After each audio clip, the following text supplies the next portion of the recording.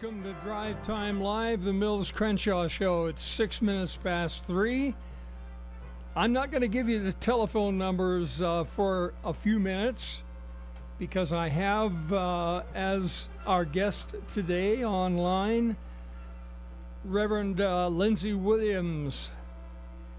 Reverend Williams, are you with us? Mills, I am here, and thank you for allowing me the privilege to be with you today, along with Dr. Rodriguez from Tijuana, Mexico. Outstanding, Doctor. It's good to have you back again, sir. Thank you very much for having us with your show. I truly appreciate it. It's my pleasure. We've got a lot to discuss today, but Doctor, I think it would be very helpful for the audience, many of whom may not have heard the previous broadcast, if you talked a little bit about what you do at your hospital that is above and beyond. Sure, I'll be happy to do that.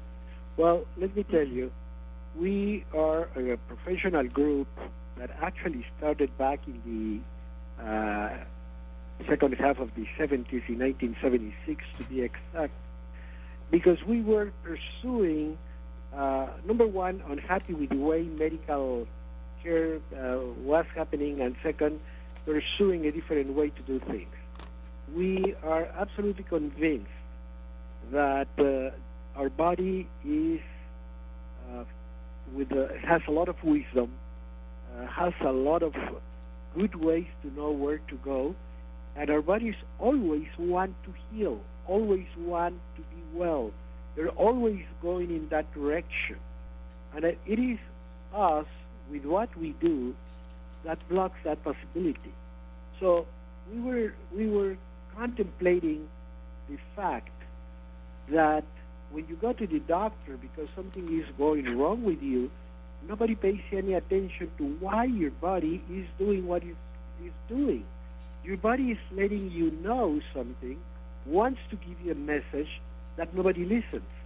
And all we do is send people for laboratory work and x-rays, and God forbid the laboratory doesn't say there's nothing in there, because then you're going to be sent home or given an antidepressant or be sent on vacation, because they're going to say everything is on your head.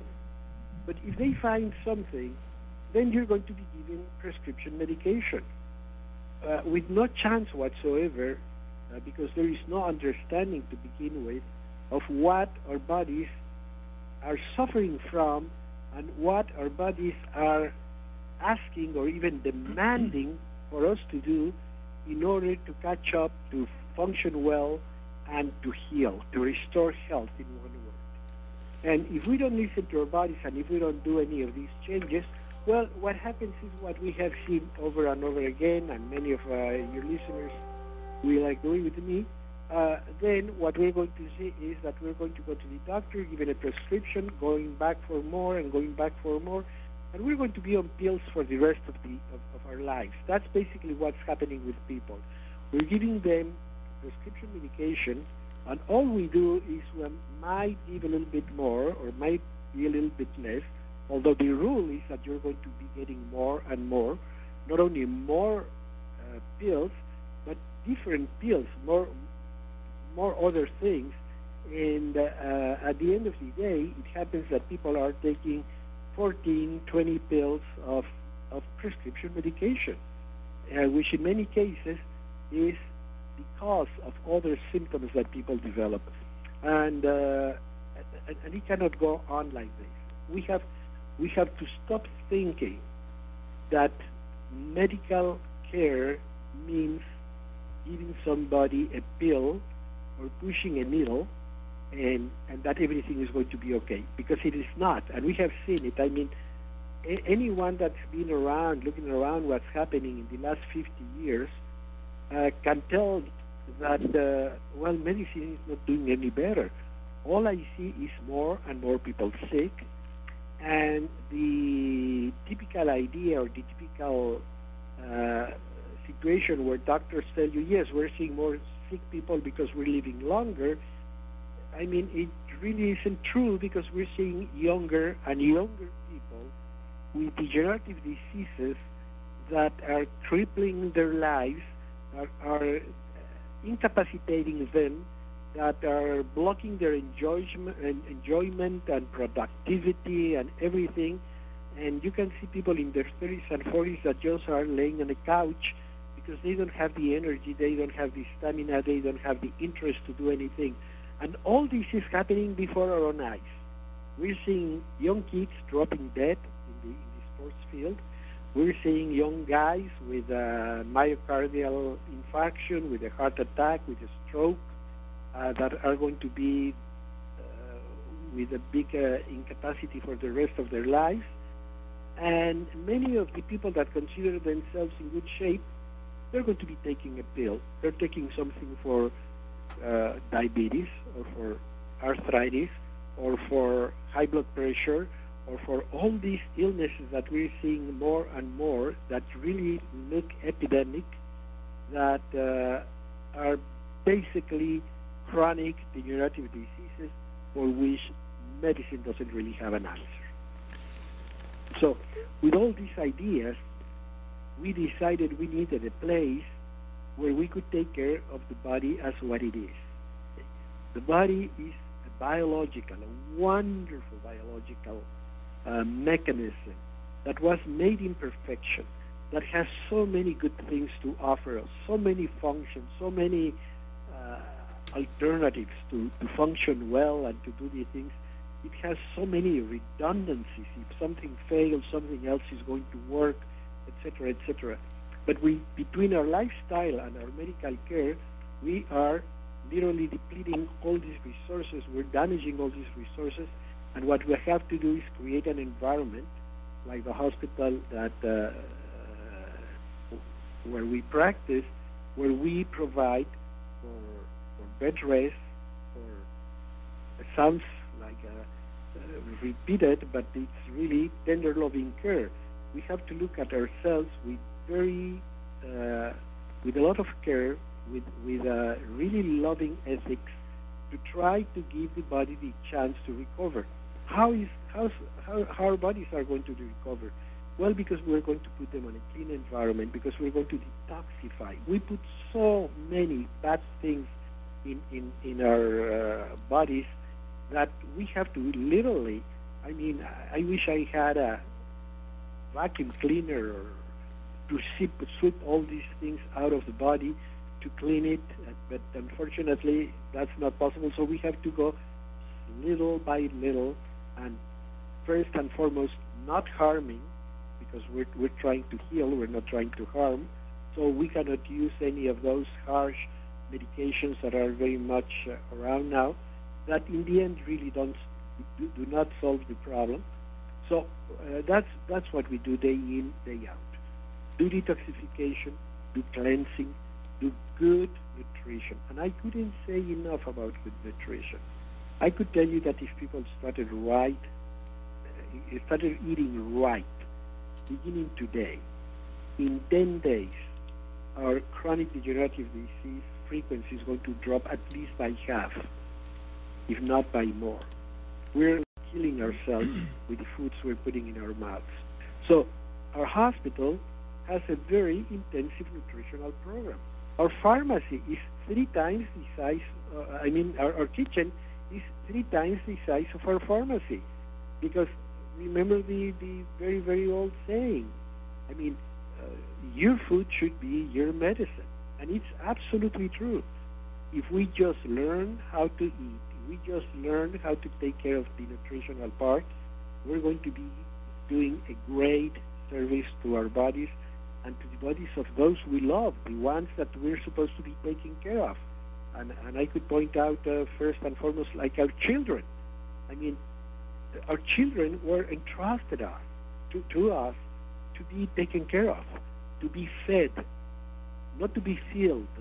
We don't have to fill them with empty calories. We have to feed them, and we have to make sure that we're providing those bodies of these people that supposedly we truly love, with first quality nutrition that's going to make them grow well, get optimum health, function well, and be everything they can be. That's why God entrusted us, our kids, because He thought we would be the best people in the world to take care of them. So, and that's what we have to do, and that's something that we take very seriously in the hospital. For us, what people eat is absolutely important. Is much more important than what any needle or any pill can do. And of course, we are a hospital, so yes, we can also use some of those modalities of using a needle or anything like that, because we can do chelation therapy to detoxify heavy metals. We can do intravenous feeding, like in highly depleted people. We can do nutritional supplementation when we want to give a particular nutrient in a fast way to fulfill an important gap or an important need of something. So we can do all those things. So, Doctor, I have already a caller, and I haven't really given out the phone number, but Adele has some questions for you. Please, Adele, welcome to K-Talk. Hi, Doctor. I just got on for the past maybe 2 minutes, maybe 3, and I don't even know who you are. Can I have your name? Absolutely. I am Dr. Rodrigo Rodriguez, and I'm the medical director of BioCare Hospital in Tijuana, Mexico. Where is it? I'm sorry, I can't hear you. Tijuana, Mexico. Oh, Tijuana, Mexico. Oh, my gosh. My life has been in research in the same field that you're working in, and boy, would I love to come work for you guys. Well, I need that's a job. wonderful, because the more people get involved, the better off we're going to be all. Yeah, how do I get in touch with you guys? Oh, we will give you we have an 800 number, we have an email address that we will be very happy to provide you. All righty. Why don't you give that 800 number, Doctor? Sure, it's 800-701-7345. Okay, it's 800? 701-7345. That's correct. And it's Dr. Rodriguez? Yes. That's correct. Okay. All right. Well, I'm behind you 100%. Thank you. Thank you so much for doing what you're doing. I've been a nurse. I was a nurse, and I had to get out of nursing. I couldn't take it. That was quite a few years ago, so I've done a lot of research in the natural health field, and food definitely is the answer, and our diet definitely is killing us, and it breaks my heart to see what is happening to Americans. And I would love to talk to you and be in touch. Thank you very much, Adele. Okay, thank you. 801-254-5855. That is the number. Doctor, this is very interesting because it appears to me that the American medical profession is collapsing. I just saw a story this morning. The 4th Georgia hospital has had to close because of Obamacare payment cuts. Have you been watching this debacle in the United States? Oh yes, absolutely, absolutely. It's very sad. It's very sad to see that a government is wanting to save money in something that we just cannot afford to do.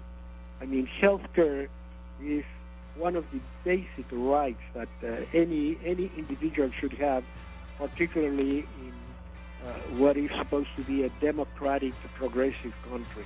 We're going to pause for a commercial break, and we'll be right back. Welcome back. Drive Time Live, the Mills Crenshaw Show on K-Talk.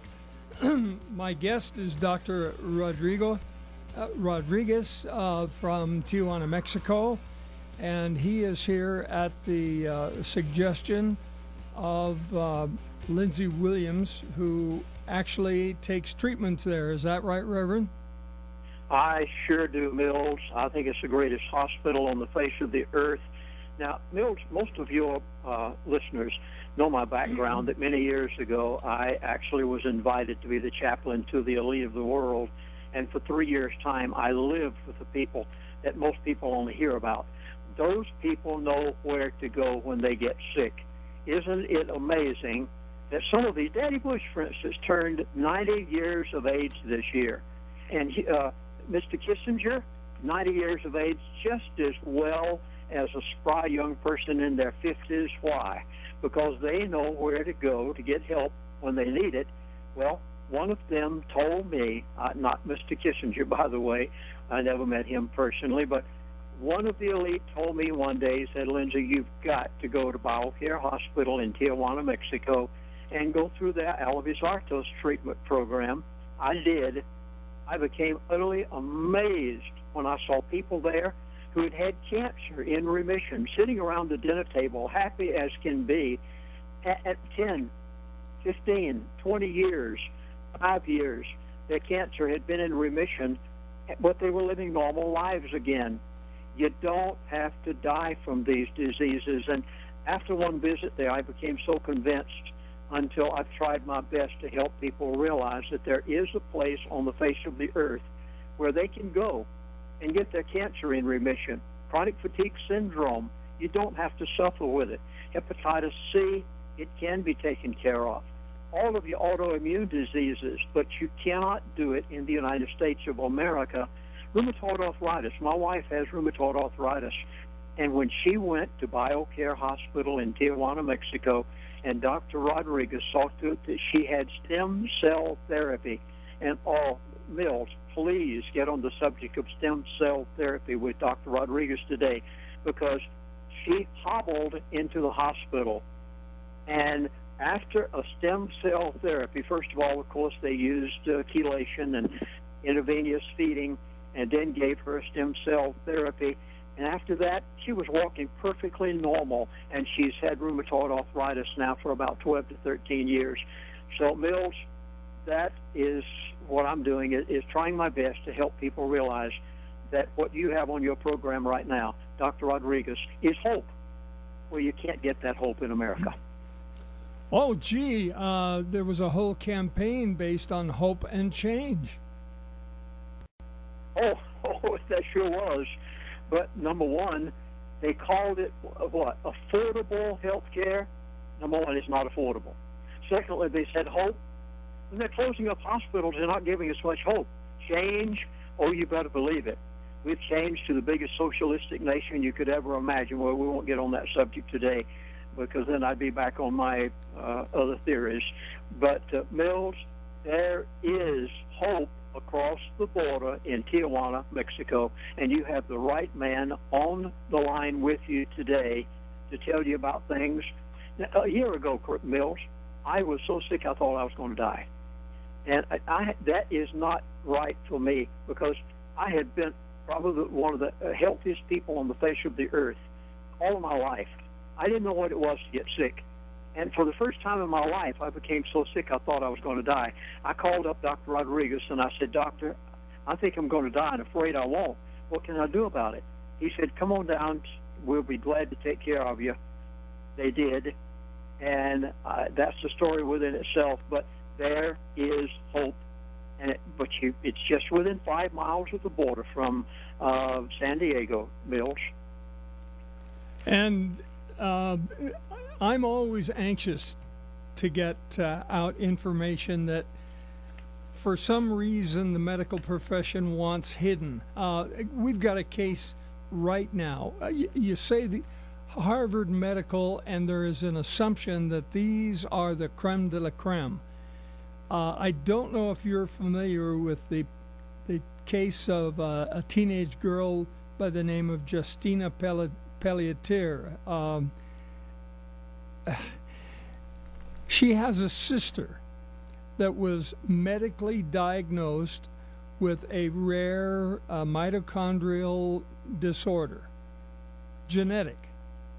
And this sister was being treated for it successfully and was making progress. Well, Justina had the very same symptoms. She was asked to get a second opinion. They took her to the Harvard Children's Clinic.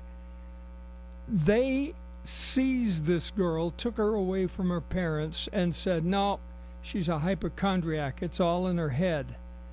And the father was outraged. He spoke out about this and was hit by the Department of Child Services with a restraining order, and the judge issued a gag order. Well, the father said, what are you doing? You're kidnapping my daughter from me, and he spoke out. Now he's being charged with contempt of court. I've never seen or heard of anything like this. And my question to both of you gentlemen is, what do you see happening in the medical profession in the United States? Well, Dr. Rodriguez? What you're talking about is something that unfortunately has happened in the past, because one of the problems in medicine is that doctors have grown to be very, very arrogant, and in the belief that we know best, we know what's good for you, and we take that to an extreme. Because doing what they're doing with this child, to me, it's an absolute negation of what medicine should be. I mean, and I believe me, any doctor that's listening today knows about this. You many times talk to people that say, "Doctor, I don't feel well," and you start doing testing, and you start reviewing things, and you start doing this and the other, and you don't find anything. And I always tell, like particularly younger doctors, I always say, look, if a person doesn't feel well, and it is your duty to believe it, and it is your duty to find out what's happening. You cannot disregard any of these situations simply because you think that nothing is wrong, or simply because the laboratory doesn't tell you anything. Because we are doctors for people, not for laboratories. We don't care. I don't care about laboratory testing, as useful as it is. I want to talk to the patient. I want to know what the patient feels. I want to know what the patient is going through, because that's going to give me the key to find out what's happening, and it's going to give me the opportunity to correct it. And we have, in many cases, we have illnesses where it's very hard to pinpoint why that disease is happening. And you know what? My point of view always is a little bit more humble. Okay, I might not know, but I know someone that knows what's happening. So I'm going to trust him. And what I'm going to do is I'm going to take this person, and I'm going to do everything I know. I'm going to do detoxification, cleansing, nutrition, care, etc. And in many cases, I see things turning around. And I might not know where the disease came from, but I'm changing things for the better.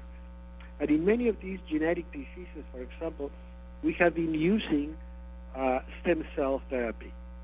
Stem cells have been, really a God-given miracle, because they can actually change a lot of things that we might not even know about. And I have treated many people with obscure origin diseases where I either use their own blood for the treatment, or I use a next of kin, a brother, a sister's blood, to provide with stem cell therapy, and I can see the advantage. I can see the changes. I can see how things start working. Not only stem cells, but also platelets. Platelet is a tiny little thing that we have in the blood that we always thought it was only good for clotting, but as we know more and more, and as we use it more and more, we have found that it has one of the most important keys for healing, for restoration of functions, for scar process, for a lot of things that you can recover like in joints, for example. We're using it more and more with joints, like in the case of arthritis or damage of a joint for aging, for overweight, or for whatever reason. And we're seeing more and more little miracles because the answer has always been within us. So our bodies have been designed to fix themselves if properly fed. Is that accurate? That's accurate, yes. You know, we always thought, because we know that originally we're only one cell. And that cell has the potential to transform itself into many cells. Not only many cells, but different types of cells. And these different types of cells have different functions. So they could become muscle, they could become bone, they could become brain, etc. And they could give origin to a whole new human being. And those are what stem cells do. But we always thought that once you're born, stem cells are out, are history. We don't have anymore. We don't use them anymore. We don't produce them anymore. And in the last, I would say, 10 to 15 years, we started realizing that no, actually, one of the keys, one of the foundations of life preservation is the existence of cells that can fill the gap of areas that have been damaged. That if you leave your finger, for example, when you shut the door in your car, you destroy a lot of cells. Well, what happens is that the body immediately tells the rest of the body that a real emergency has happened. And it releases a lot of substances that are going to let the body that things are really awfully wrong. And these substances send a message, send a chemical message to the whole body, and they start opening up a blood vessel, bringing a lot of blood to the area that has been damaged, and bringing a lot of healing elements. That's why it feels big. That's what inflammation means. You see tissues that are bigger than normal, hotter than normal because the temperature is going to raise, and red because there's more blood supply. But with all this blood and with all these things, what is really happening is the body is able now to deliver stem cells that are going to replace the cells that have been damaged. So little by little, we get rid of the damaged cells, and then we start producing the new cells out of what? Out of stem cells. And there are many growth factors that are going to allow these stem cells to function well, and those are in the platelets. The platelet is a tiny little particle in the blood that nobody paid any attention to until very recently. That is a miracle of life in itself. Actually, it can replace cartilage in a knee or in a joint. It can replace collagen in the skin of your face. It can replace or produce tissue formation in damaged areas. So that's why they are, number one, present in blood, and second, they're always very abundant wherever there is a little emergency. So we have had them all throughout our lives.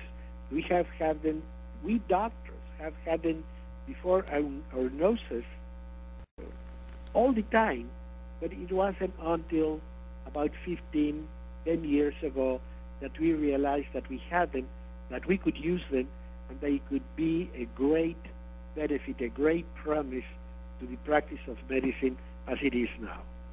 Let's go back to the phones, Doctor. Bob in Idaho, welcome. Hi, guys. Yeah, the amphibians that regrow appendages, you think about all the complexity of that. And I think somewhere back in Genesis it says, course, that was a time when people lived several hundred years. I think Methuselah and Adam neared 1,000. But it is interesting because the degeneration, I don't think, is in the system itself. I think the degeneration is in our psyche partly, but tell that to an old guy like me with prostate problems. But whatever else, maybe I just need another 20 wives. Start with one. But a question. Essentially, human blood cells, as I understand it, or cells in general, do not have a nucleus. Is that correct? Are you talking about red blood cells? Yes. Red blood cells do not have a nucleus. You're right. But And, white blood cells have a nucleus. Stem cells have a nucleus. Yes, and my question being, do we, I mean, essentially, microbiologists now, as you think about the complexity in a single cell, we don't even scratch the surface of understanding how the basics of life essentially generate. They obviously have to generate from life itself, and I think the public has been use the word snowed to the idea we can create life in a test tube when really we have to start out with the elements of life. Is that correct? Well, I agree with you. I agree with you in different things, and let me try to put them together. Well, wait a sec. Let's hold that, Doctor. Let's pick that up right after this commercial break. Welcome back. Drive Time Live, the Mills Crenshaw Show. We're talking with Dr. Rodriguez from the hospital in Tijuana, Mexico. You were about to say, Doctor. Okay, I was answering some of the and talking about some of the concepts that we were discussing with our listener. Number one, yes, what you're looking for is regeneration, restoration of tissue, and that's exactly what all these cells do. Now, what happens, it's not a matter of how old you are or what is your age. I'm 79, sir. The important thing is how well are we treating our body? Because the better you treat your body, the more functional these cells are. Remember that these cells are going to be produced somewhere else, not at the site where they're needed. They're going to be produced probably in the bone marrow. Then they're going to be traveling throughout the blood and getting to the area where you need them. But during that traveling time, and once they arrive to the tissue where they're needed, they need good conditions. In other words, they need good nourishment, they need good oxygenation, they need freedom from toxics. So the more you take care of your body, the more likely these cells are going to be very useful. The more problems you have, and particularly is with our health, our lifestyle, with what we eat, with what we do, etc., then those cells are going to have more and more problems to go to that tissue and do a successful grafting and do a successful job. So that's something that we have to take into consideration. So every time you are careful with the way you eat, with what you drink, every time you avoid toxics like cigarette smoke and those things, you're actually helping your body much more than what you really think. It really goes way beyond of the fact that, well, I didn't gain weight or I didn't. No, it goes way beyond. It's going to give you survival, and it's going to give you quality of life, and it's going to give you performance. So all this is very important to take into consideration, because the more you do it, the more you help all these factors to do the job they should be able to do. So it doesn't matter how old you are, because we keep producing stem cells up to the last day of our life. Can I follow up that with a question there? Very quickly, Bob. Yeah. Essentially, most of the foods we get come from lands that are probably fertilized with nitrogen, potash, phosphorus. Essentially, aren't we missing a lot of the trace elements that are essential in the body's actual chemical needs? Bingo. You're absolutely right. Number one, we should lay the land. We should lay the land to rest every 7th year. That's what Leviticus says. We don't do it. We just do crop after crop after crop. And what happens is we deplete the land. So depleted land is depleted food. So and no wonder these trace minerals are probably the number one deficiency in America. So, but in this time and age, we have supplementation. So learning about supplementing all these things, being more careful about the foods that we buy, going a little bit more for the organic situation where you don't have all these fertilizers and all these things is probably the best way to go. And that I would advise anybody. And people always tell me, it's going to be more expensive. I know you always say, yes. It's like buying gasoline. If you buy the best fuel you can buy, it's going to be more expensive 1 gallon than 1 gallon of poor quality gasoline. Yet, if you had a really nice high-end type of car, you buy the best gasoline you can because you love that car. It's the same with our bodies, on one hand. On the other hand, we waste a lot of money in buying bad foods. So if we are more conscientious about all these facts and buy much better quality foods and do a little bit of administrative work, so to speak. In other words, to figure out, well, this is my budget, this is what I can buy, this is the way I can get the most out of it, that's the way to go. But let me tell you something very simple. A glass of water is always going to be cheaper than soda pop. Yet people buy soda pop. You see, that money should go on your better quality veggies, not on buying a sugary thing or a fast food place or anything like that. We should be careful about what we buy, how we feed ourselves, and particularly how we feed our children. Because not only we're not feeding them right, we're teaching them bad manners. And we're teaching them things that with time are going to make them sick. I mean, we cannot do that. I mean, it's my son, it's my daughter. What most precious thing can be in my life than my children? I cannot be putting these type of things in their bodies because, number one, I want them to be healthy, but number two, as a parent, I have the sacred duty to educate them, to show them the better ways. And I think all this also very, very important. Bob, thank you very much for the question. Randy, your turn. Yeah, I've heard of the clinic from many people that are into alternative health, and I saw that you had the Amish people come there because they don't believe in our modern medicine, and they seem to be having a much higher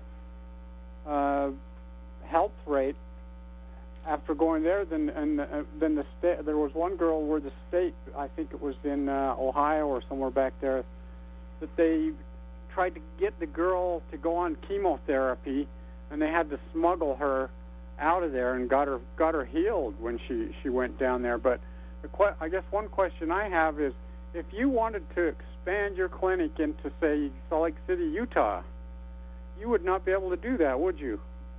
No, we wouldn't be able to do that because of our government rules, and we say we're the most freedom country in the world. I don't believe that.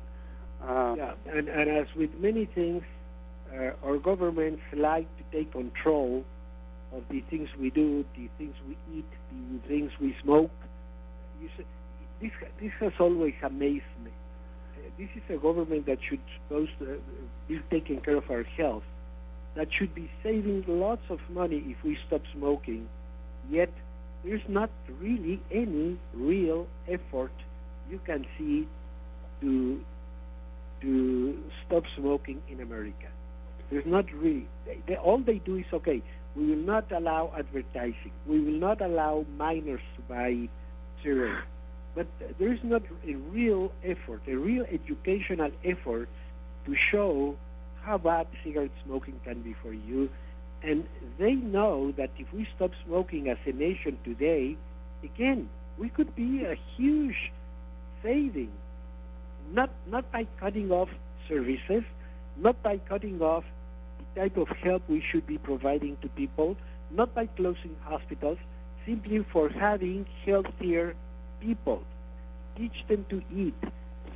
Make them stop smoking because you convince them, because you educate them, because you guided them to the better things. But we don't do that. So we have a huge amount of people with chronic diseases that need a lot of medical care, that consume a lot of things. Right now in America, it's considered that about 90%, just hear that, 90% of people 65 and over take some form of prescription medicine every day. Why? Because we are sick. We are ill. There are many things that we have done that have not been to our benefit. Is your clinic mostly Americans? Well, I would say mostly industrialized countries because, pharmaceutical industry, and I believe me, I hate to say this, but the more I see, the more I'm convinced that it's true. Pharmaceutical industry, which is very powerful, all they care for is selling drugs. And of course, the present condition is it's a very good market because everybody needs something for high blood pressure, for cholesterol, for heart disease, for vascular disease, for brain problems, for arthritis, for pain, for sleeping, for waking up, for antidepressants, etc. We see tons and tons, billions spent on prescription medicine that we didn't have, let's say, 100 years ago. And people were healthy and people were happy. You see? So it doesn't mean that without them, we're going to be in very bad shape. No, we were in good shape 100 years ago when we didn't have all these prescription medications. So I don't think that we really need them, or we don't need nearly as many pills as we take today. Well, coincidentally, so we can be healthy and function well. Coincidentally, 100 years ago is about the time that Big Pharma took over the medical practice. There was homeopathy. There were all kinds of reading some things about this, and if you can find a natural herb that does better than a pharmaceutical, they will not put the research into an herb that they put into a pharmaceutical because they can't make money off of the herb because God gives it to us freely. This is the thing that bothers me about medicine in the United States here, is that it's all profit-driven, and it's basically designed to... it's not all bad, but I think there's a lot of a profit motivation in it. There's nothing wrong with profit. It motivates people to invent things and to do when research. it gets out of hand, Mills, it is a problem. That is the problem. When somebody would see you die so that they could take all of your money over a slow period of time rather than give you something to cure you, that is a problem. Fair enough. Thanks for the call. You're listening to Drive Time Live, the Mills Crenshaw Show. Rick in Salt Lake, welcome. Yeah, thanks, Mills. It's a great program. I would like to ask the doctor, I think that a lot of the people in this country suffer problems because of the vaccinations that are forced upon us, and I'd like to know what he thinks about that. Okay, that's a very good question. I think vaccinations have a place and something useful about them. The problem is how many vaccinations should we do now? We get so many vaccines that believe me, I'm really being honest, I lost count. When I was in medical school, I remember that a child should get the triple vaccine for I don't know, 5 things probably, and then when I was in medical school, just came up polio vaccine. That's how old I am. So I remember that polio was added to the other thing.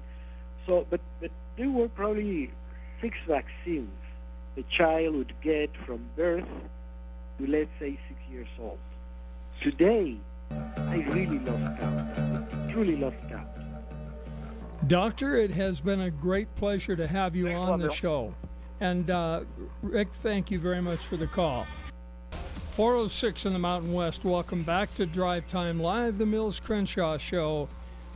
And I want to once again welcome my guest online, Reverend Lindsey Williams. Lindsey, you have not been on radio for quite some time now. Why is that? Mills, I have not done a single radio show anywhere in America or abroad for over 3 months. I don't know whether I'm kind of on the spot here. I don't know whether I should say why or not, but I will chance it. Over 3 months ago, I was given some information by my elite friend that was so startling, so nearly unbelievable, even by me. And I know these people know what they're doing. I was afraid to give it out. And as a result, I was very glad that I could spend 3 weeks at the BioCare Hospital in Mexico, because I didn't even want to talk to anybody. I didn't want people calling me, as talk show hosts do, and saying, I'd like you to be on my show. And the reason basically was I didn't want to become another John F. Kennedy. And yet I knew some things that I couldn't tell. What can you share with us? Well, if you will allow me, Mills, may I back up just one moment and answer a question that was asked in the previous hour before we go into this? Certainly. We had a very unusual experience that took place here in my household. We have a family who I've known for probably 20 years. They're very close to my wife and to me. Sarah is the lady's name, and for 7 years' time, this lady has suffered agony.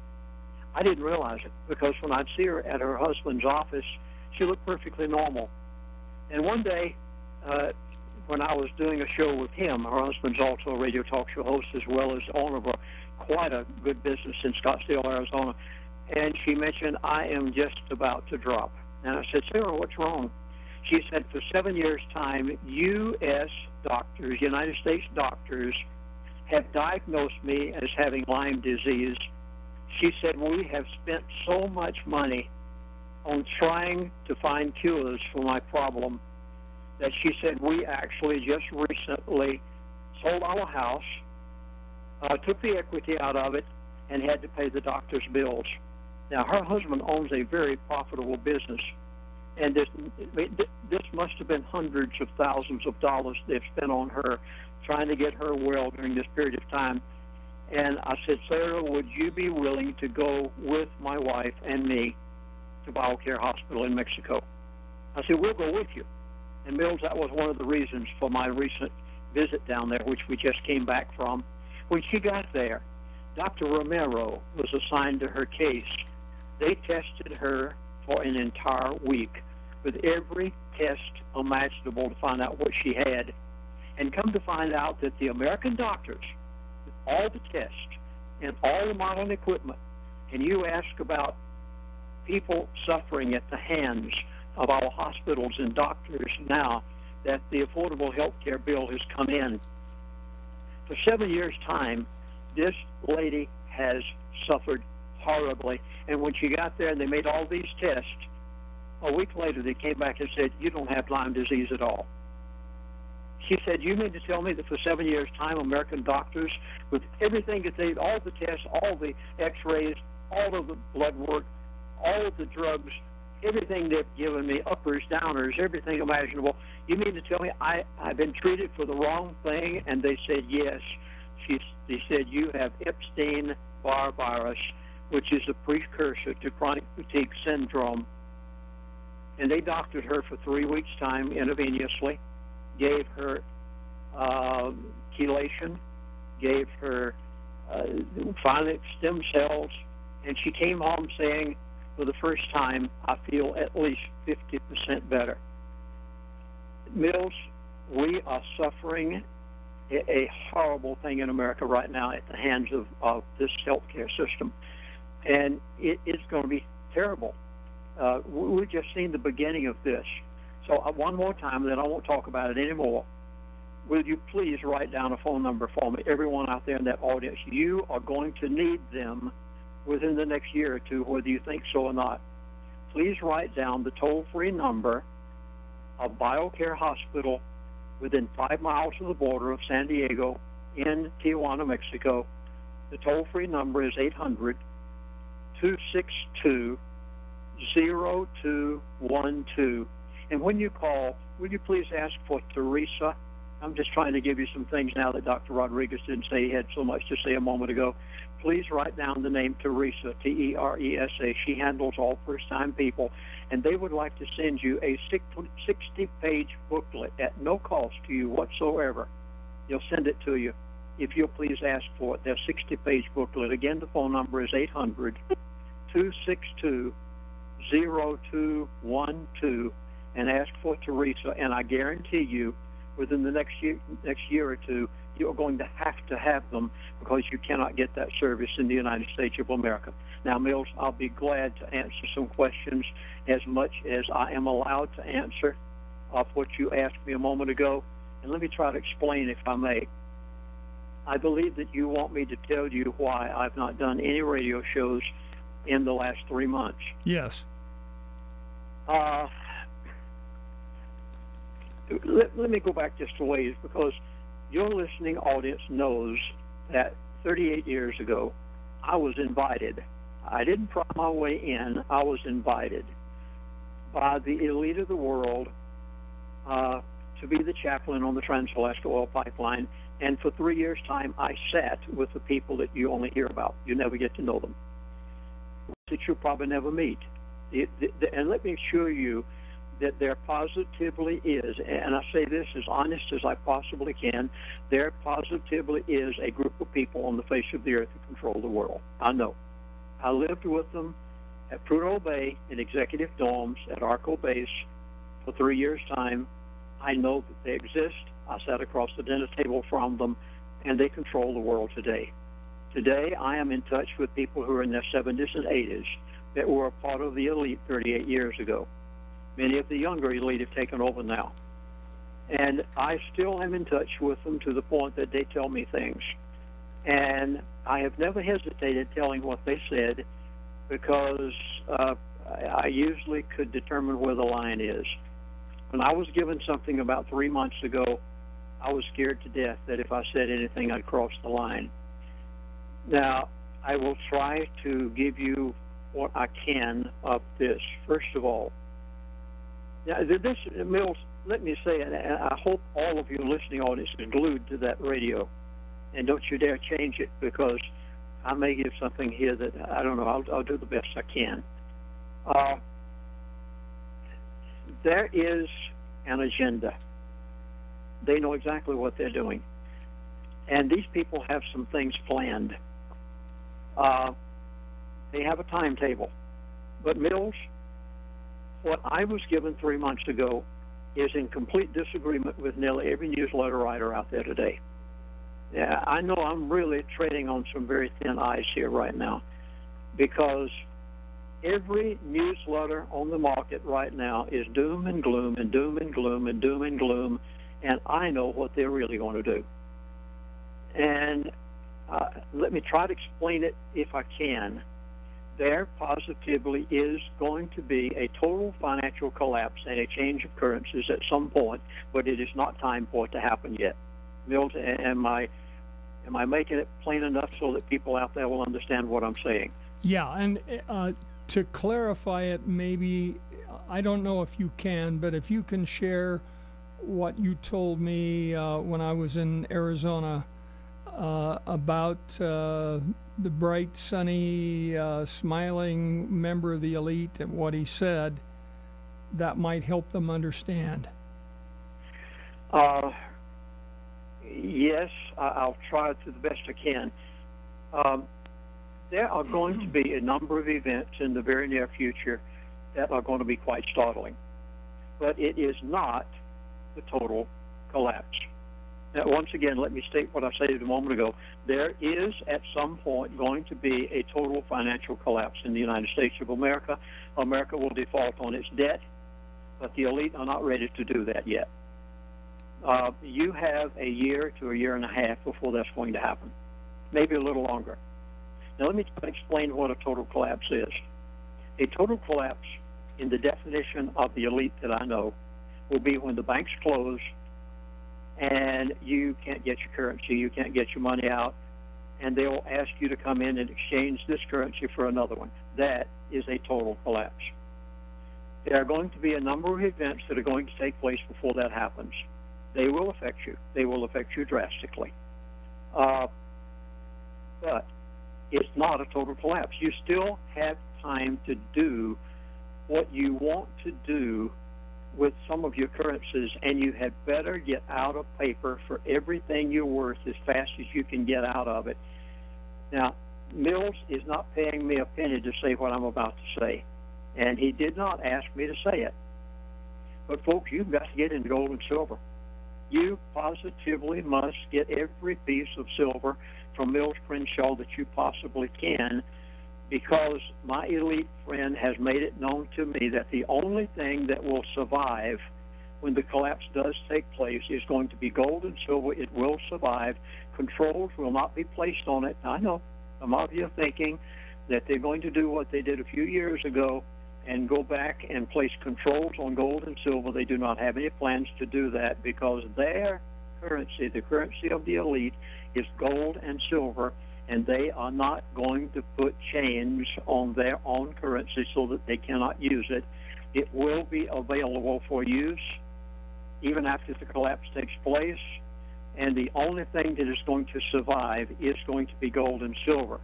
You need to get every piece you possibly can within the next year to a year and a half that you've got to buy it, because it will bring food to your table. In the meantime, you're going to see a number of things. First of all, you're going to see confiscation of pension plans in America. I wish I could somehow not have to say this. It's only a matter of a very short period of time until they're going to do what they did in many other countries of the world, go in and say, well, the government's in such horrible shape, we have no choice. We've got to take money out of your pension plan. And they will confiscate probably 30, 40, 50%, who knows, of your pension plans. That means that when it's time for you to get them, it won't be there. You cannot depend on it. The 401ks, the IRAs, the federal pension plans, the military pension plans, the state pension plans, the teachers' pension plans. I wish I could tell you that you're going to have them someday, but I know that there will not be that they will not be there for you. If you are in your 50s right now, by the time you get ready for retirement, I dare to say those pension plans will be nowhere around. Another thing that you're going to see happen in the very near future, you're going to see a global currency reset. You may have heard of this. Very few people have a knowledge of what it really is. I'll try to explain it in a little bit of brief if I can. There are 204 nations. Now, these are the things that have been given to me by these people. There are 204 nations in the world who have already agreed with the IMF, the International Monetary Fund, to reset, now not revalue and not do away with, but reset their currencies. When this happens, it is going to be devastating to the American dollar, because they're going to reset these currencies according to the assets of the country. Please listen carefully to this, people. You'll see it happen right before your eyes in the very near future. And when you do, you'll look back at this program and say, Mills Crenshaw had a prophet on. And I'm going to tell you right now, I am not a prophet, and Mills doesn't have one on today. I'm just telling you because of what they told me. We'll be right back. Welcome back. You're listening to Drive Time Live, the Mills Crenshaw Show on K-Talk. Telephone number 801-254-5855. Before you tell the next point, Reverend Williams, I want to make something very, very clear to the audience. Now, you've told them that the total collapse will not occur for a year to a year and a half. And you would think that's good news. But as far as they're saying, well, I can wait a year to buy gold or buy silver, it's going up almost on a daily basis now. And when the revaluation of currencies that has already been agreed to by the International Monetary Fund, when that happens, it's almost too late, because overnight, whatever you could have bought yesterday with a dollar bill will probably buy half of what it would have bought the day before. Is that accurate? You positively must, everyone that's listening to this show, Mills Crenshaw Show, Drive Time Today, you positively must do everything that you're going to do within the next month or two. In fact, I'd do it this week if I were you. And Mills, as I continue with my explanation here, the people will understand why they positively cannot wait. Now, that's the reason I hesitated to even give a time frame, Mills, is because the average person will say, oh, well, Chaplain Williams has been right always in the past, because that's what the elite told him. It's always happened exactly like he said it. So I've got a year to a year and a half. No, you don't. You do not have a year to a year and a half. You've got weeks. You may have days. Bill, I don't know how to say this enough so that people will get it, but let me give the next point in this so that people will understand. They positively cannot wait any longer to do what they have to do. Global currency reset. What's it going to be? Now, 204 countries have agreed that they will revalue. Don't use any other words now. Use the word revalue their currencies, and that they will keep their currency within a 5% differential of each other. Now, how is the IMF determining? And you know who she is, Christine Lagarde. She's the new financial head of the IMF, and she was in America just a week or so ago. And I actually talked to the person that was in the meeting with her. And they have agreed, 204 countries, according to the assets of the country, their currencies will be reset. How many assets does America have? Caterpillar has moved to China. Boeing's moved to China. Your clothes are made in China. Your shoes are made in China. You get nearly everything that you get in all the stores, Walmart, Target, you name it, from China. How many assets does America have left? We don't. We have oil, which the current president won't let us touch on federal land. Yeah. We have zero assets. We have debt. It's running out our ears. We have more national debt in the United States of America. If you took the entire world's debt all combined and totaled it together, we have more debt in the United States of America than the entire rest of the world all combined. You think Greece is in trouble? Greece is a Sunday school picnic compared to the United States of America. Now, if they reset the American currency in relation to the Chinese currency and the Japanese currency and the euro, and they reset it, and they're doing it right now, and they reset it according to the assets of those countries, where will America be? I'll tell you where it'll be. It'll be between 30 and 50% less than the reset that those other currencies are set to. So here's what's going to happen, and why you cannot wait another day. You cannot wait even another week. You've got to do something now. Everything you're going to do, buy all that food you're going to buy, do everything that your church has told you to do. Be sure and do what Mills is telling you to do. And I'm authenticating. I'm saying I agree with all those things that you're being told to do, because let's say now that Walmart wants to restock an item after the global currency reset, which could take place any moment. They want to restock an item that's made in China. But China has assets. Oh, my goodness, have you noticed the amount of gold that China is buying lately? 100 to 120 metric tons per month China is buying, because they have assets. And they are backing their currency with gold and silver. And China will have plenty of assets. So the American currency will be revalued, or not revalued, reset. Don't use the word revalued, reset. 30 to 50% less. Now, Walmart wants to restock an item. They go to China and say, I'd like to buy it after the global currency reset, and China will say, fine, I'm more than happy to sell it to you, just pay 50% more, because your currency now has been reset. Folks, do you realize why you can't wait even a week? It could happen any moment. They're ready for it right now. I'm not saying it will happen this week. They haven't given me a date, but it could happen most any moment.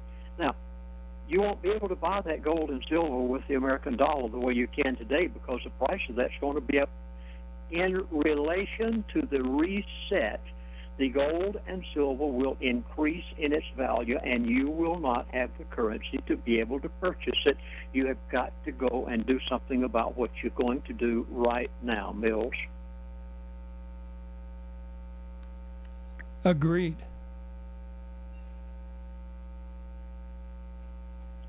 I mean, the American people, if they had the slightest idea of what jeopardy they're in. Now, do you realize that what is going to happen between now and the time that there is a complete financial collapse, that the events are going to so affect your dinner table and your household that you are in grave jeopardy?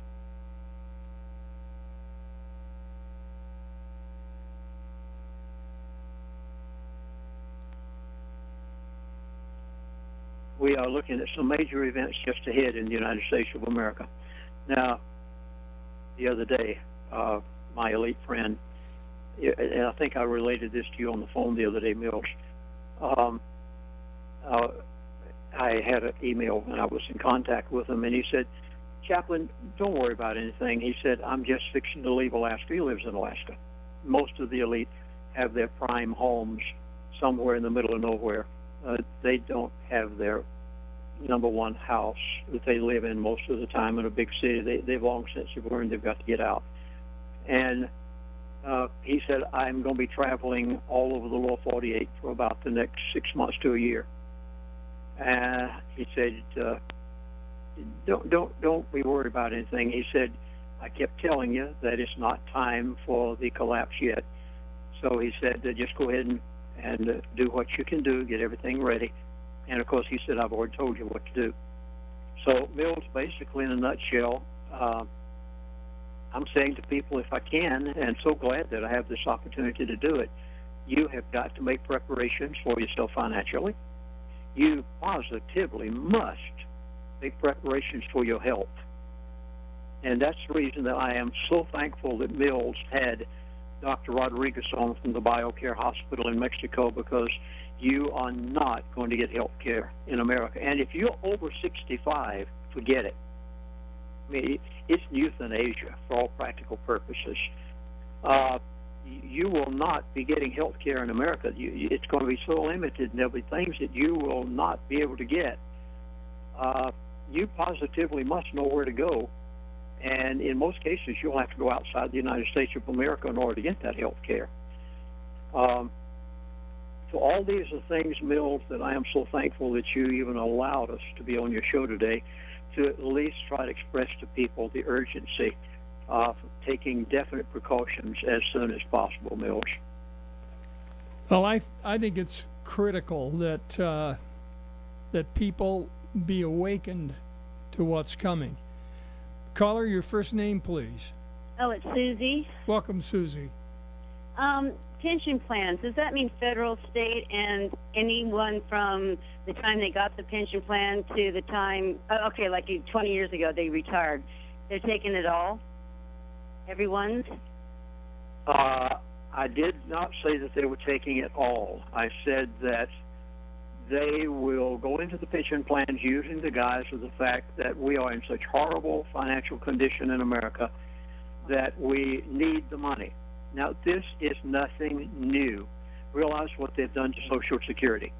Social Security had a fund that was very well funded, and Congress went in and literally acted like thieves and took that money out of the Social Security fund to the point that today the only thing that Social Security has is what comes in every month, and that's what they pay out to the Social Security, the people that they're paying. Now, they will basically do the same thing with your pension plans. They will go in, and by the way, please, I have proof of this. You'll see it. Literally view it, if you will, and I'll tell you how in just a moment.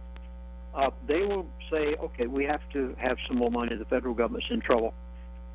They'll say, okay, we are going to go into every pension plan in America. I care not whether it's private or public or government. We're going to plan, and out of the main fund, we're just going to withdraw 50%. And we're going to take it and help pay for the problems that we've got in the country right now. They will, and they'll say, oh, well, don't worry about it. You won't have a thing to worry about. And that is true for next month. Yeah. See, they'll only take 30, 40, 50%, maybe 60%. The people will still get their checks next month. This is the reason that they won't protest. There won't be riots in the street, because next month people will still get their checks. They only took 50% out of the operating fund, but 5, 10 years from now, those who are going to be depending on these pension plans, they won't be there. I gotcha. What do you? Okay, so if you make a certain amount of income, how much precious metals? I mean, you're saying dump all your dollars into food and shelter and clothing and precious metals? Is that what you're saying? Well, I cannot advise you what to do, because I am not a licensed financial advisor. I know. Mills can probably help you more than anybody. I will put it this way. Please write down the following for me, if you will. I just completed, I was not willing to appear on a show. Again, Mills, this is the first show I've been on and talked about this. I haven't been on a single show in 3 months. I did do a DVD, though, just weeks ago. In fact, I did 2 of them. One is entitled Elite Emergency Data. You must have it. I give things that I've not been willing to talk about, and some things I can't even talk about on this show. Mm-hmm. Elite Emergency Data. I did a second DVD. Both of these, by the way, are 2 hours long. Each of the DVDs are 2 hours long. Elite Emergency Data. I did a second one entitled Global Currency Reset. Nobody's done a DVD on this, to my knowledge. I was given this information by the powers that be, and I dared to say everything that I could say, and it's 2 hours long, entitled Global Currency Reset. Will you please go to LindseyWilliams.net, LINDSEY, Williams.net, not .com, but .net. You'll find both of those DVDs there, and they tell you things that you won't get out of any financial newsletter, and things I haven't been willing to say and still can't say some of them on shows. Or please take down a toll-free number you can call during office hours in Central Time. The number is 888-799-6111. Again, that's 888, toll-free, 888-799-6111. And in them, I gave everything I could give. Here's what they did. Back 3 months ago, when I was told this, my friend said, I swear you to secrecy. And he said, there are certain things that I've told you just to help protect your own family, that he said you don't dare give out to anybody. And I said, what things are they? And he told me. He also told me some other things that I could say. And those are the things that I put in Global Currency Reset, are the things that, folks, you have to understand, there's jeopardy in dealing with these elite. I wish I could help you realize that being in touch with them is not the most pleasant thing in the world. I don't really enjoy getting with one of these people on the telephone and talking to them for an hour. You think, oh, my goodness, Lindsey, you must really be something to be able to get up there and talk with one of these people for 30 minutes to an hour. Not on your life. Sometimes it's excruciating for me to even be on the phone and have to talk about this kind of stuff. And they don't tell me things I like necessarily either. And you'll have to understand that 2 times over the past 38 years, I have been threatened. Severely threatened. And because I said too much.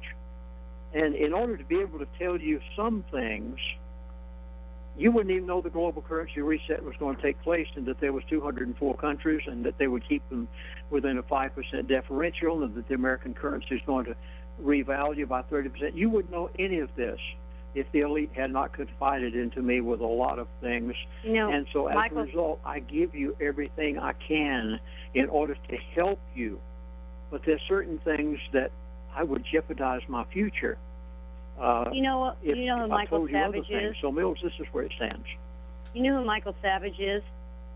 I listen to him quite often. He's a great man. Yeah, he's warning everybody, too. So is Glenn Beck. They've been warning about, it's coming. And he had a show today, and he was talking about the thievery going on in San Francisco with artwork, things disappearing, going into people's private homes. Once Feinstein, and this is a felony, and he wants to get the FBI on it. That's Michael Savage. But why is San Francisco getting a pass here in California? And then I heard that they want to divide California up now into different countries. That was on the news. I guess apparently we've been. This has all been by design to take America to its knees. Well, you have to understand that there is a new world order that was announced by Daddy Bush over 20 years ago. I saw and they have been working on the carrying out of this plan now for all of these years. I saw it on tape on one of the Alex Jones tapes. Yeah, yes. I know. It's and amazing. This is nothing new. They've been working on this for years and years. And you've been hearing about it right here on the Mills Crenshaw show day after day after day. Mills is telling you the truth, and believe those things that you might say, oh, my goodness, that sounds like fantasy. No, it's not. It's for real, and we are going to face a new world order. Now, keep in mind 2 things. Number 1, the new world order is a reality according to the elite.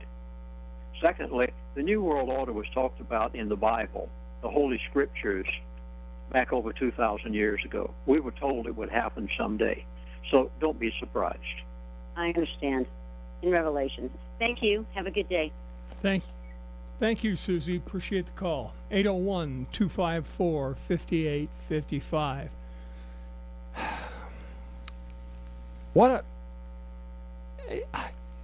I've got to tell you, Lindsey, well, I'll mention this when we come back. You're listening to Drive Time Live, the Mills Crenshaw Show on K-Talk. Welcome back, Drive Time Live, the Mills Crenshaw Show. Telephone number 801-254-5855. My guest is Reverend Lindsey Williams.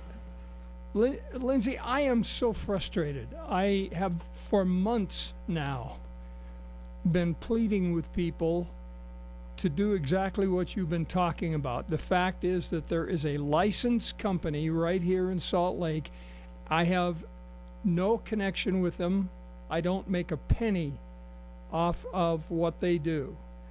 But we are a registered dealer with this company, and they are licensed to set up self-directed IRAs.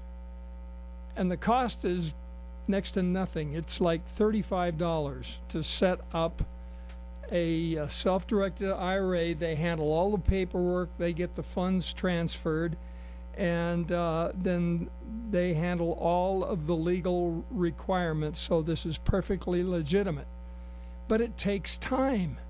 It takes 2 weeks to 3 weeks to get all the paperwork done and to get the funds transferred and get the precious metals set up in your account at Brinks. And only 2 of all of my listeners, I've talked to scores, but only 2 have actually gone through that process. And I know it's a lot of people who are just saying, wow, gee, I've got to do this, but I'll just put it off. And every day now, I'm seeing an upward trend in the cost of precious metals. And it scares the heck out of me. Well, Mills, you're exactly right. And why people don't take caution and don't take action, immediately you need to do something. You cannot wait. The elite have a timetable. I know much of that timetable. And there are things that you positively must do. Folks, let me stress to every person out there in Mills' listening audience right now, you positively must do what Mills just said if you want to spare your assets. And I testify personally from what I have heard from these people that if you don't take Mills Crenshaw's advice right now, you're going to lose most of it. And that's, I mean, people think, well, look, I'll just get my money out of the bank and stuff it in a mattress. That doesn't save anything. It's going to still lose half or nearly half of its value. People can stuff between the mattress everything they want to stuff, but when the global currency reset takes place, that currency is going to be reset in its value. Okay, I'm going to go a step further. Bear with me. Whenever the global currency reset takes place, the banks are not going to be closed. They will not ask you to bring your currency in and exchange it for another currency. They're merely going to reset it according to the currencies of these 204 countries. And when that reset takes place, it's going to be worth 30 to 40, maybe 50% less, depending on what country the product is bought from. Now, stuff it between the mattress all as much as you wish, you will still lose that 30, 40, or 50%, even if it's between the mattress. There are things that you positively must do, otherwise you will lose it. Now, gold and silver will more than likely escalate very rapidly, in fact, may instantaneously, as of the global currency reset. So I have been warned that gold may go up in accordance with the revaluing of the dollar to the point that if, I'm not saying it'll happen in 24 hours, but it may. 24 hours later, you may have to pay 30, 40, 50% more for that identical same precious metal than you're paying today. And what you've got in the 401k and the IRA, if you want to go to the store and buy something, you're going to pay 30, 40, 50% more after 30, 60 to 90 days when the company has to buy it again from China or India or Japan. So you see, what they want is they don't want you to riot. I hope you're catching this. The elite do not want you in the streets rioting. They are going to do this in such a manner as to keep you from getting out there and protesting publicly until the point that you've already lost it. The last thing in the world they want is riots. Therefore, whenever the global currency reset takes place, it may be 30 to 60 to 90 days before that product is going up that much, because it has to be bought from that country that charges that reset value is there to that point. Your pension funds, as the lady just kited a moment ago, I love that question she asked, and then she said, oh my goodness, I finally understand it. They'll take out of that pension fund 40 to 50%, not next month's paycheck. I'm not talking about that. They'll withdraw it from the general fund of the pension fund. And next month, you'll still get your check just like always. You'll still get your Social Security check. You'll still get your pension fund check, people who are getting them right now. But a while down the line, when that main fund runs out because they have subtracted or withdrawn 30 to 40 to 50% or more from it, then they're going to say, oh, my goodness, the pension fund's run out of money. We can't send it to you anymore like we thought we could. Well, by that time, you'll be so full you won't be able to get out on the streets and riot anyway. They don't want a public demonstration of angry people, and they're going to pull the plug the way that they want to do it according to their New World Order plans. And Mills, it would be much better if they would just go ahead and let the whole collapse take place tomorrow morning. It would be so much easier for all of us if they would just do it and get it over with, but they're not going to. Understand.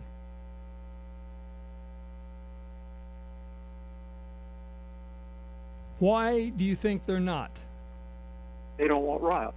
They want to bring in the New World Order their way, according to their rules, and they want you to do exactly what you're doing right now. Just sit back and take it, go along with it, not protest. I'll worry about it tomorrow, right? Worry about it tomorrow. Just push the can down the road a little ways and worry about it later. This is exactly what they want, and this is their plan. John, welcome to K-Talk. Yeah, two questions. One, when they RV all these currencies, what is that RV going to be based on? Will it be based on GDP, or that's my first question? Assets. And we don't have any. The global currency reset will be based on the assets of the country as they have already been determined, not by the United States government, not by the president, not by the Congress, but is determined by the International Monetary Fund, who is the one who has gotten these 204 countries to agree with the reset of their currency. And they will determine what the assets of the country are, whereby they reset the currency. Oh, okay. Then my second question is, just out of curiosity, what do you think is going to happen in the Ukraine? The question again, Mills, was what now? What's going to happen in Ukraine, with these current protests? Do you think that, what do you think? Well, I know about the United States of America. Very seldom do any of these people talk with me about what is going to happen in foreign countries. They oftentimes will talk to me about what's happening in China. And please get my prognosis as to what they told me about China in my DVD, which is entitled Elite Emergency Data. And I tell you some things in there that they told me about China that will just really, you must know it. I mean, it will help increase your understanding of the global situation. But they usually talk about the United States of America, so I really don't know too much about countries like the Ukraine. Okay, hey, thanks for your time. Thanks. Thank you. Appreciate the call. Richard, welcome. Hey, how we doing? Good. One quick comment and question. It might be a comment, it might be a question, but I have a family member that is in the professional family of the elite, and according to them, there's nothing to worry about. She works for the FDIC. There's nothing to worry about unless she tells us. So I just throw that in a box of chocolates and see what you think about that. Okay, nothing to worry about in relation to what now? The money losing its value.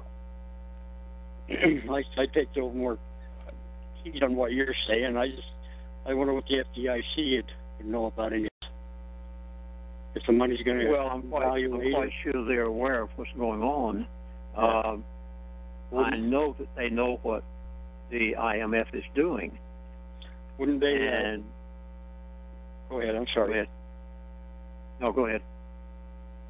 I was going to say, you think they share with their family members, if they really knew something was coming down.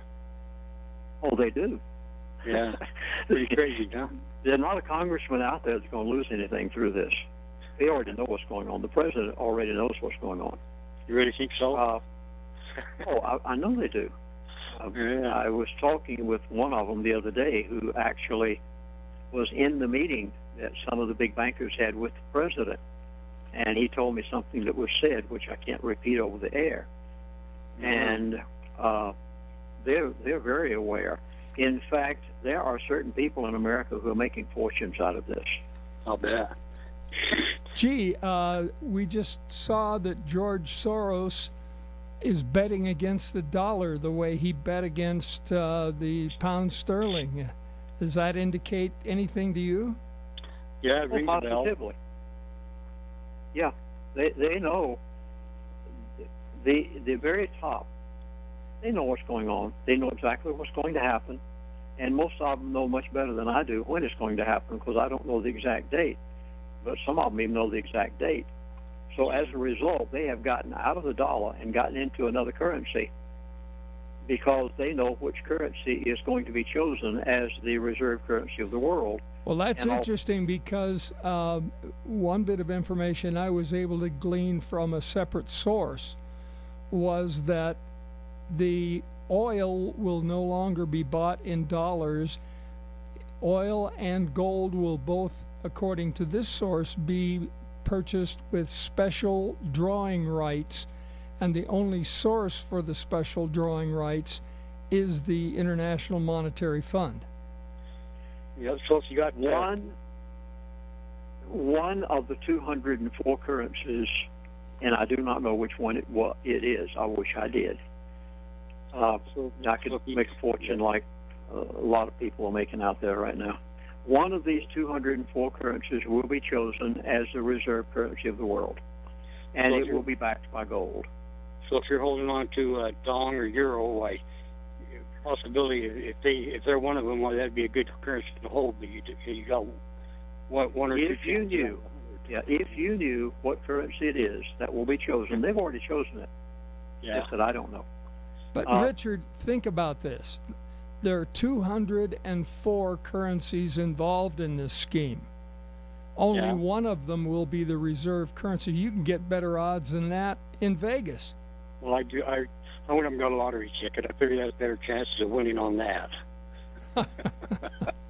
Anyway, that's my input. I appreciate it. Good show. I'll keep listening, and that's all I got to say about that. Thanks very much. Lance, welcome. Yeah, I'm just wondering about the... this is Randy. I'm sorry, yes. This is about the... If we have a devaluation, they've been trying to devalue the dollar anyway, because earlier Lindsey said that we were going to start seeing industry coming back to the United States. Well, a devalued currency would facilitate that. It would cause that we would start making more stuff here, and that might be the method that they use to accomplish that. So I don't see it being all bad. What do you say to that? Okay, please do not use the word devaluation. That is not what the global currency reset is. It is a reset of currencies. It is not a devaluation, even though it may appear to be a devaluation because the purchasing power of the American dollar goes down. In order to think in the proper terms, it's very difficult to think like the elite think. It took me years of talking with these people, living with them for 3 years' time, and talking to them on the phone many times. Lindsey, let's continue this on the other side. We've got a break right now for network news.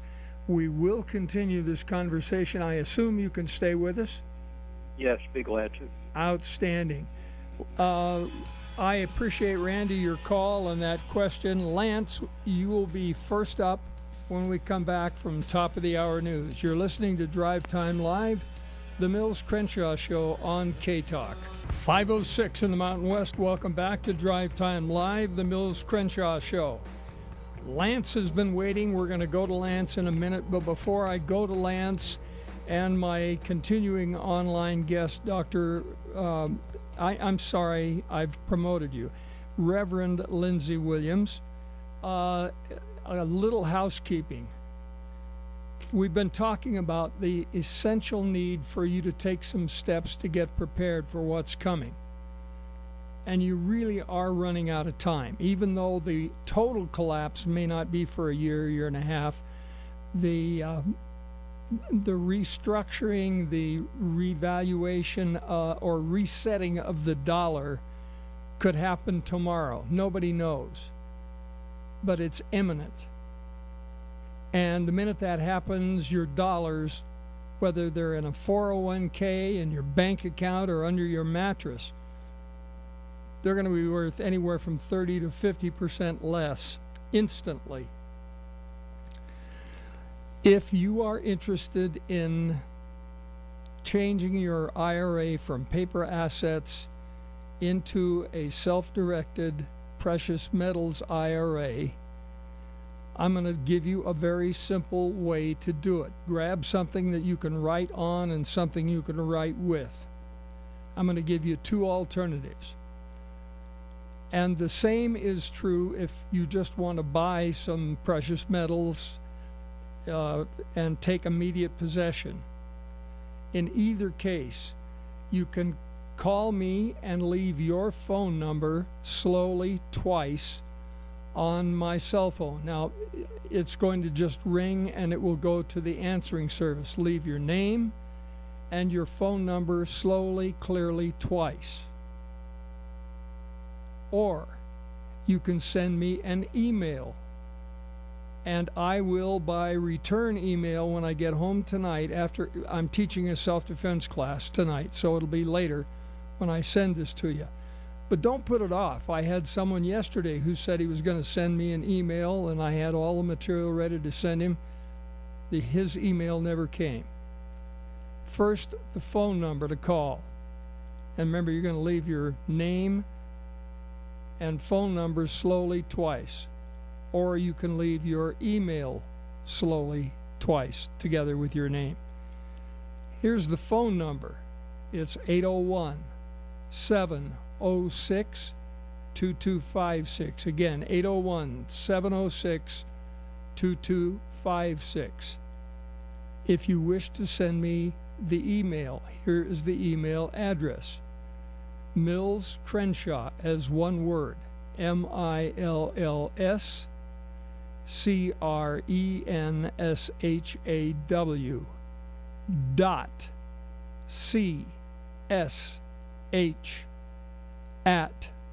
.CSH@gmail.com.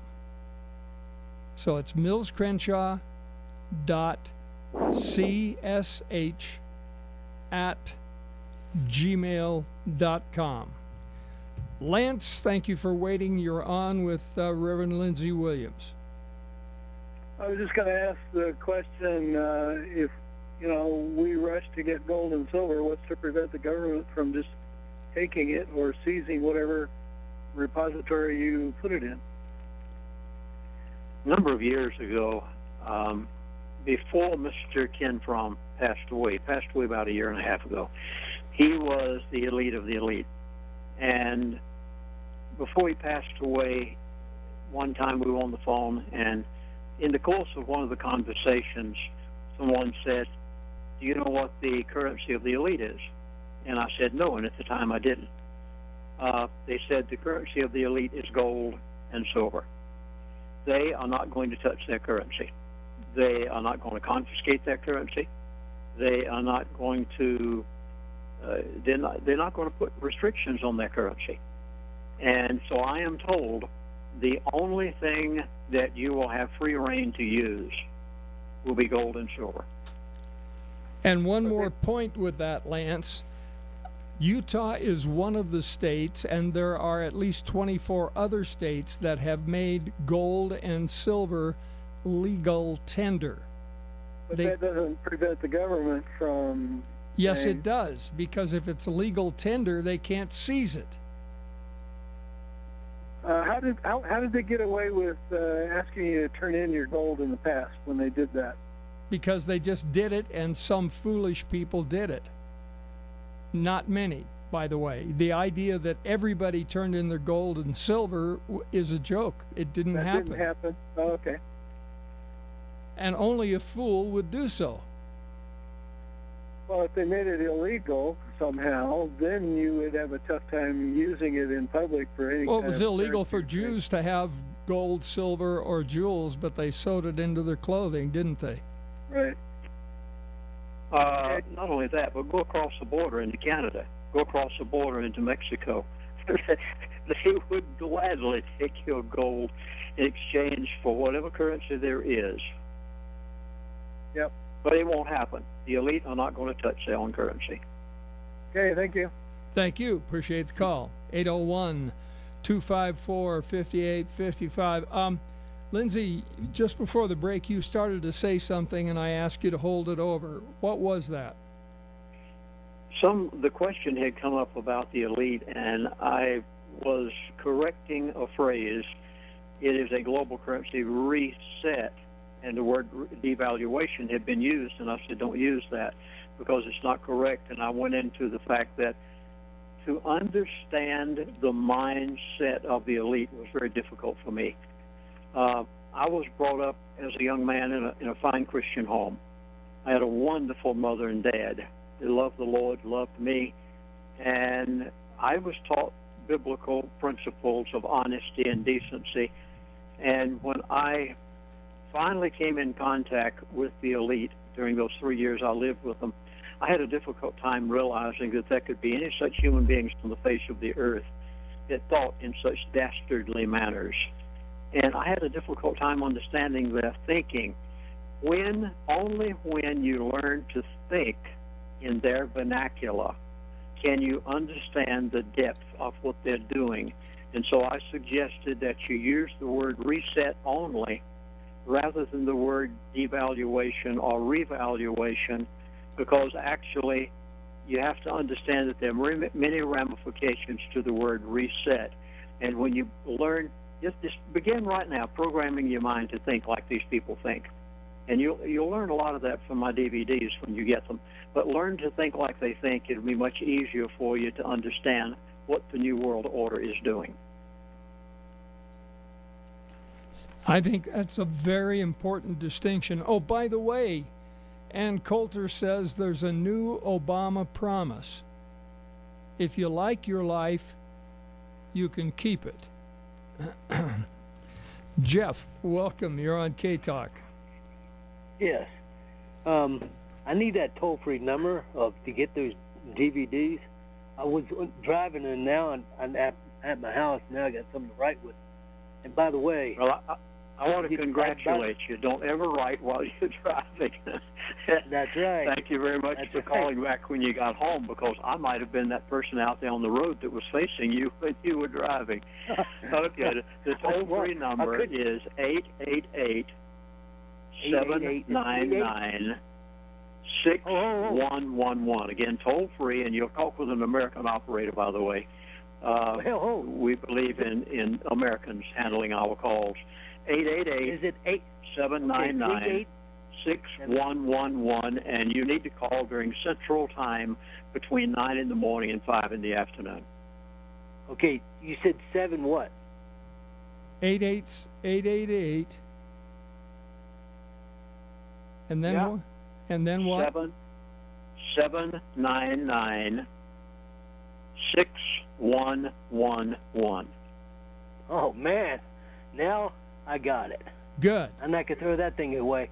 Hey, by the way, one time I'm with my kids, and my wife said, "Why you said that?" I said, "Whoopie-doo." I'm giving you an example. If you know something, just let the cat out of the bag, and if the big guys come to you and say, "Why'd you say that?" I said, "Whoops, I accidentally said something," and maybe they may take it and run with it, and it may do some good. Because you say some things you can't tell us, right? Isn't that right? Well, I say everything I possibly can say. And as a result, I'm able to help millions of people. Okay. Those DVDs, do they cost a lot? Well, you call them. I don't think you'll find that it costs a lot at all. It costs a fraction of what you would... we keep them as reasonable as we possibly can. You just call, they'll give you the price. Okay. Or you can go on LindseyWilliams.net and you can see it also. Okay, I bought something through Alex Jones, the Obama Deception. I learned so much from that, and I thought, man. And I record it and give it to other people. Well, that's true with my DVDs also. I do not copyright my DVDs. I do not copyright them, and I ask you to copy them and give them to everybody you possibly can. Okay, thanks for telling me that. Appreciate your call. Right. Mm-hmm. 801-254-5855. Jeff, welcome. Hello? Okay, he's gone. One of the things that comes to my mind, Lindsey, is that is it a fact that a disproportionate number of the elite are in the oil business?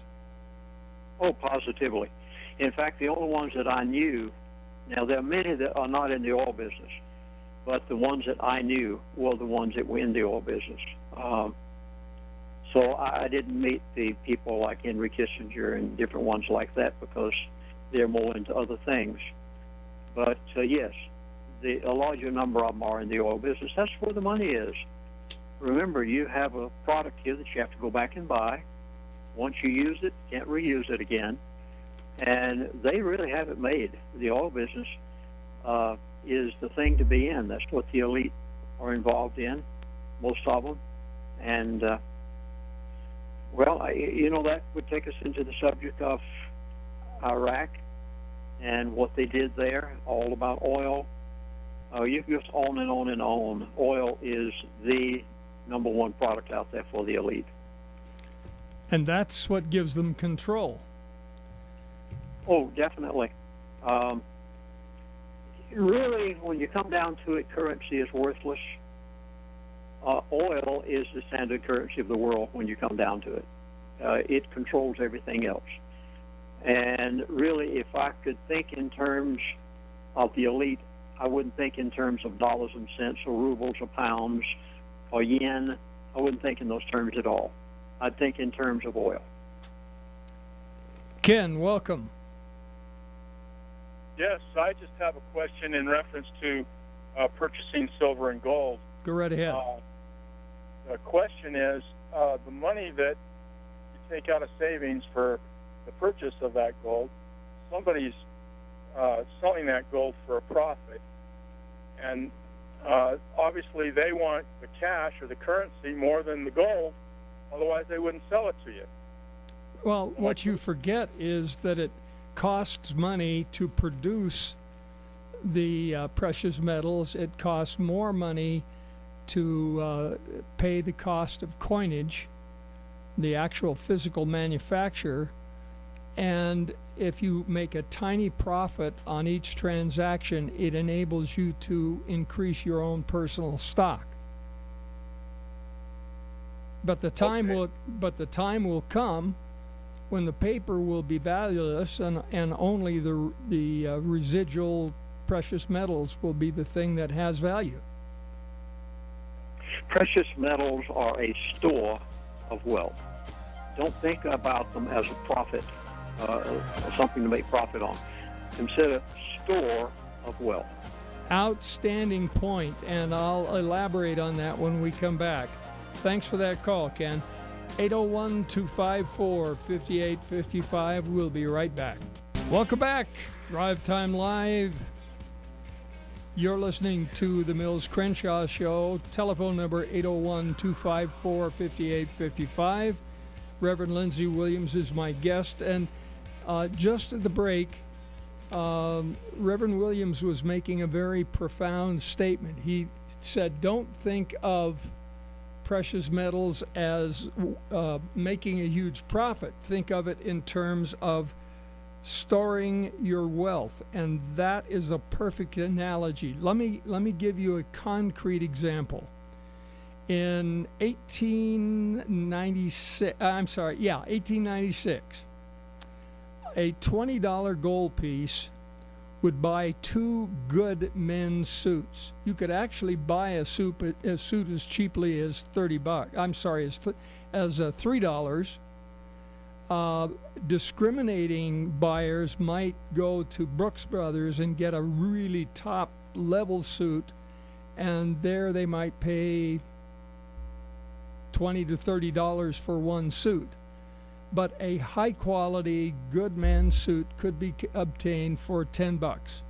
So at that time, 1896, you could buy 2 good men's suits for a $20 gold piece. A Singer sewing machine sold for $9.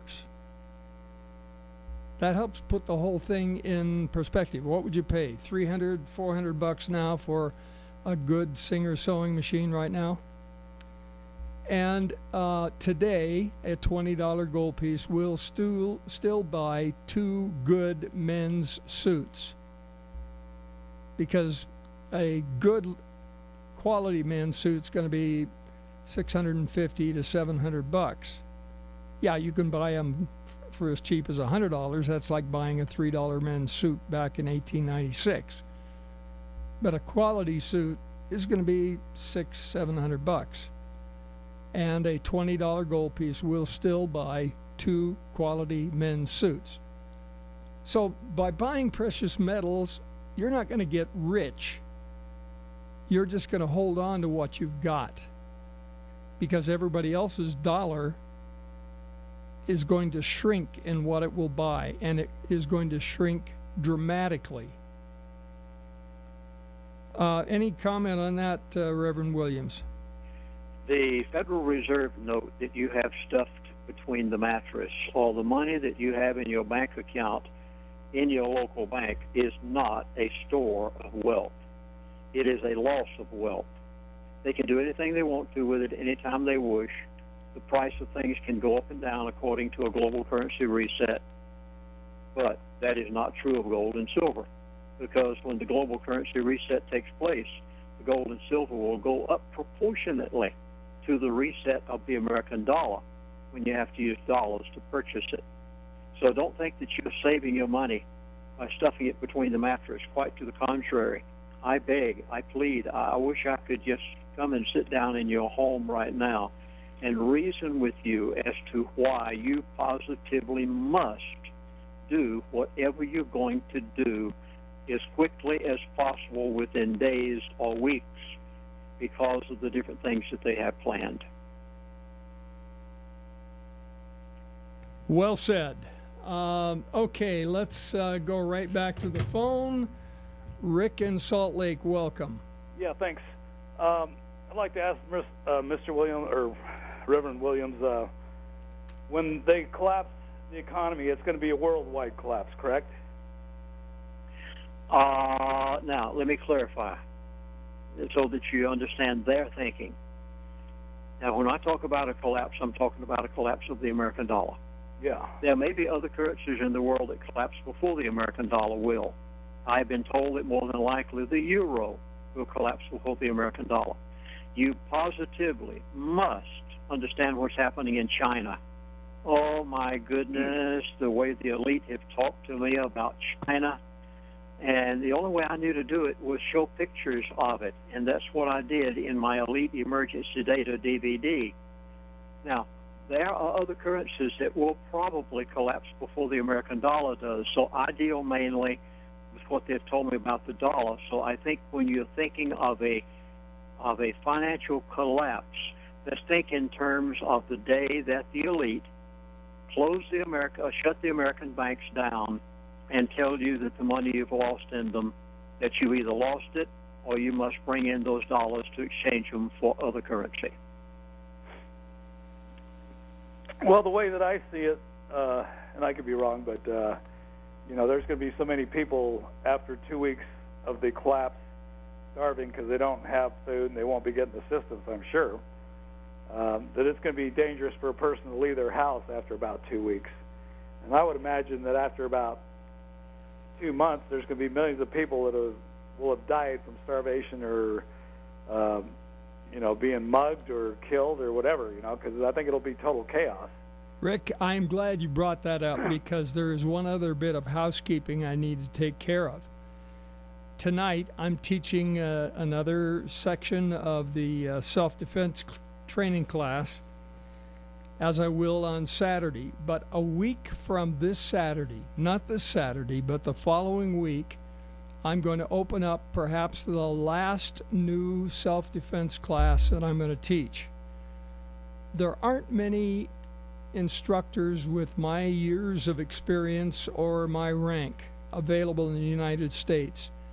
And of those, I don't know any of them that are teaching a condensed self-defense class other than myself. If you want you and your family or any of your family members to be part of that new class, you need to call me, 801-706-2256. I've got an opening for 10. All right. In regards to, like, the food supply will pretty much dry up, won't it? And same with, like, gasoline, correct? I mean, like, it's not going to be easy to go buy. If the elite have their way, if they're able to do this the way that they want to do it, it's not going to be near as chaotic as you're trying to describe. They have a number of things that they're going to put in place first in order to be able to make it possible for them to make this transition without any more riots than they possibly have to have. They do not want riots. Let me stress again. The elite do not want the American people rioting in the streets, and they have a number of things they're going to put into force. As one of them said to me one day, he said, Chaplain, there's not going to be any shortage of food on the grocery store shelves. And I said, what are you talking about? I said, whenever this comes down to it, I said, what do you mean not going to be? He said, Chaplain, we have the ability to bring in food from anywhere in the world.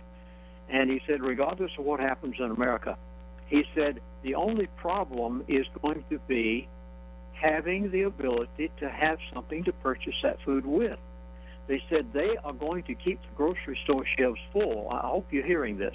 Okay. They're going to keep the grocery store shelves full. And they do not want riots and you going in there breaking into those grocery stores. And they'll do everything in their power to make it possible for you to have something to be able to purchase something with, even if it's much less than what you have right now, because they don't want riots. They don't want a total breakdown in the structure of the country. They only want a transition from where we are right now to what they want their new world order to be. So it may not be exactly as you are envisioning it, and there's some things they haven't even told me about that more than likely they'll be doing prior to that time in order to make it possible for people to make a transition. They may even give you advance notice of converting your currency into the new currency for a price. I'd like to ask the Reverend if he knows that if the elite have underground bunkers that they will hide in when things get really bad. You know, I cannot get them to talk about this. I wish I could. There's some subjects that when I try to talk about it, they just literally cut me off. And I've learned not to push the issue because then they don't want to talk about other things either. And that's one subject that I wish I had an answer to. Okay. Hey, well, thanks a lot. Thank you. They do have them, otherwise they would. Yeah, probably a safe guess. Jerry, your turn. Welcome.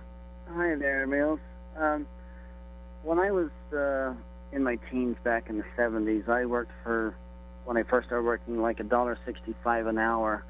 And that was when money was backed by silver and gold. Well, if I took the wage today and was making $1.65 an hour at the current silver prices, I'd be making $33 an hour in purchasing power. If I was to be making $1.65 an hour today, it would be comparable to $33 an hour in silver. Interesting. So, by going off the gold standard, we have lost our purchasing power, and also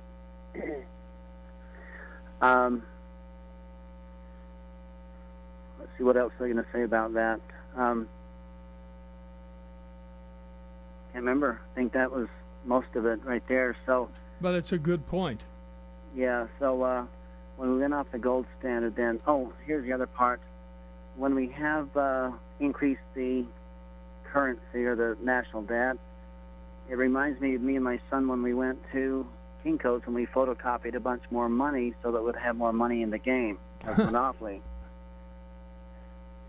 Well, when we had more money, we could buy more things, but the things were more expensive. And so by increasing the money supply, it does nothing more than increase inflation and decrease our purchasing power even more. And that was my comments for today. I'll listen. Well said. Thank you. Thank you. Dale, your turn. Howdy. Go right ahead, Dale. Okay, I'm sorry. I've heard you say that you, buy $1,000 worth of silver. Then when you want to buy something, you just go change it for American money. No, you don't have to. The currency. Well, I put the barter system aside. Well, no, I'm not talking about... Wait, Dale. This is important for everybody to hear because you've raised a good point. Utah is one of the states, I forget the total number, I know it's at least 24 other states, have made gold and silver legal tender.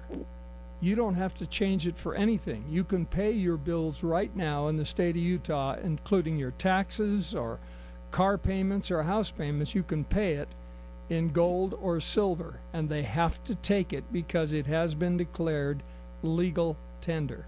Okay, I understand that, but there is a net value increase in terms of the current currency. So you're going to net profits from the increased value of gold and silver. Are those increase in values taxable? They're not increases.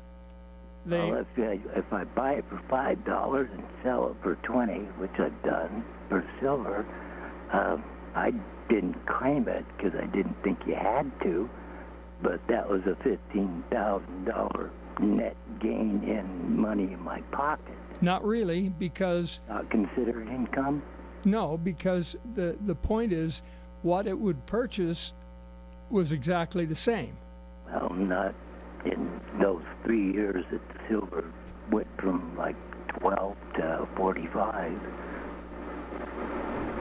Well, I realized $15,000 in the basic short term, which was a lot more than inflation or anything else for the silver at the time when it made that big run about 4 years ago. Well, there are two things I never do. I do not give tax advice, and I do not give financial advice. I answer the questions to the best of my ability and help people understand what protecting their assets amounts to.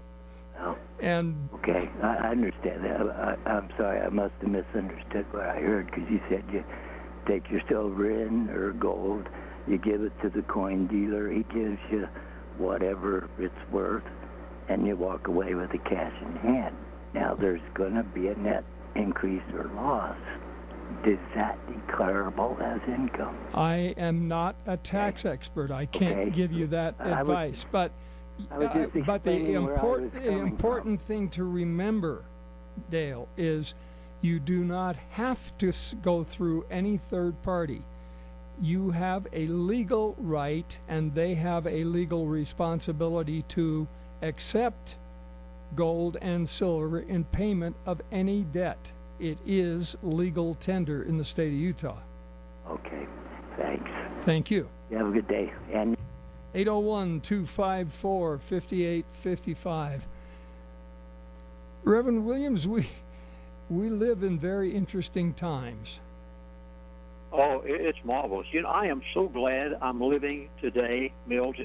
If God had given me a choice, he didn't, of course, but if God had given me a choice as to any time throughout all of history that I wanted to live, I would have chosen right now. I think it's the most exciting time on the face of this earth. Now, no man knows the day nor the hour. That's a given.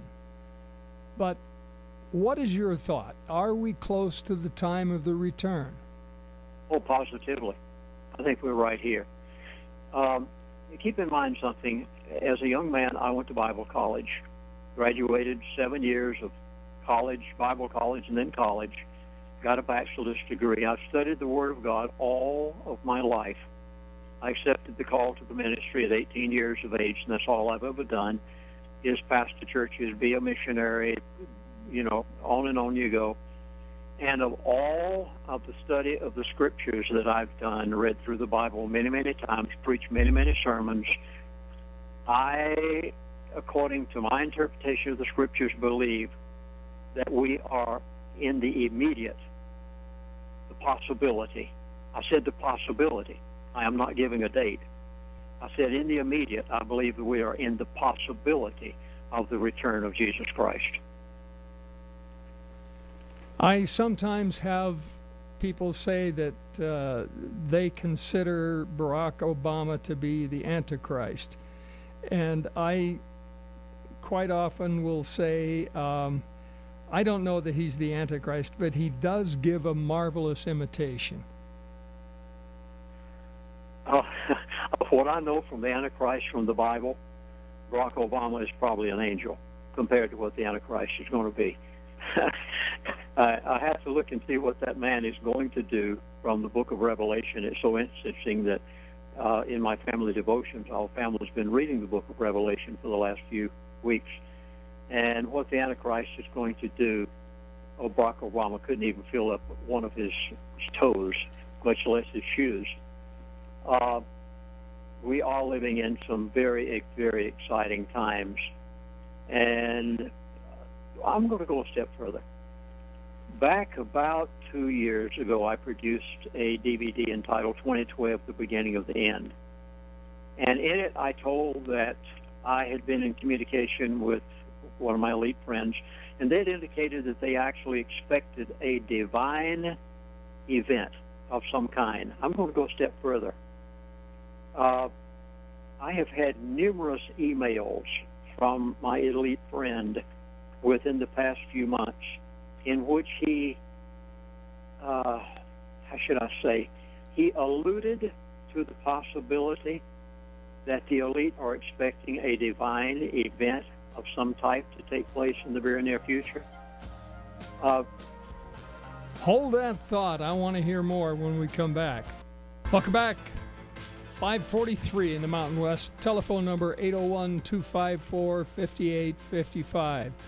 Reverend Williams, what you've just said is one of the most striking comments of all. Tell us more.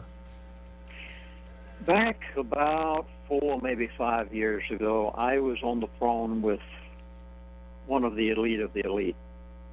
And he mentioned to me a subject. He used a phrase. They use a lot of phrases that I've learned to listen to their buzzwords, and he called it Devil's Messiah.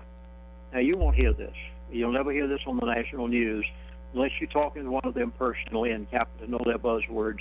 It wouldn't mean a thing. And it fascinated me so much, I asked him, I said, what are you talking about? He said, and he went on to describe, this is not the Antichrist, but instead it is the elite's religious program, or the elite's religion, however you'd like to describe it. And that shape takes many different forms.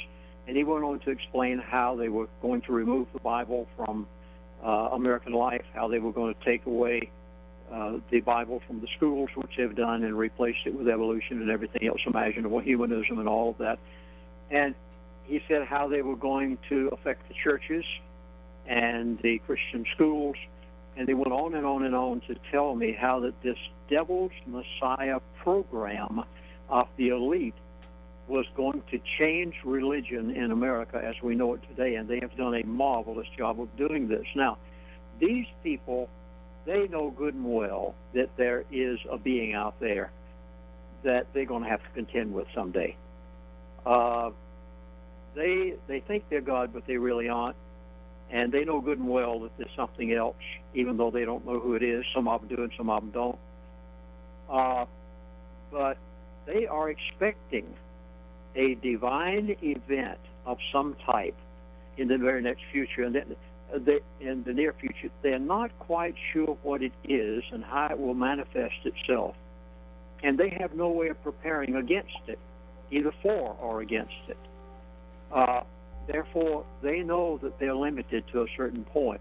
But, Mills, let me assure you that some of the conversations I've had and some of the emails I've had just recently, in fact, I sent an email the other day to one of my elite friends talking about a certain item that had been stated by a minister of the gospel and how he thought this thing would be happening shortly. And I sent it to my elite friend, and he replied back and said, very well could be. And they are expecting some sort of divine intervention or divine action in the very near future. And I think I can pretty much say to everyone out there in your listening audience today, the Bible says that the heavens are for signs and seasons and days and years. And what is the first thing it says there in the book of Genesis? It says that the heavens are for signs.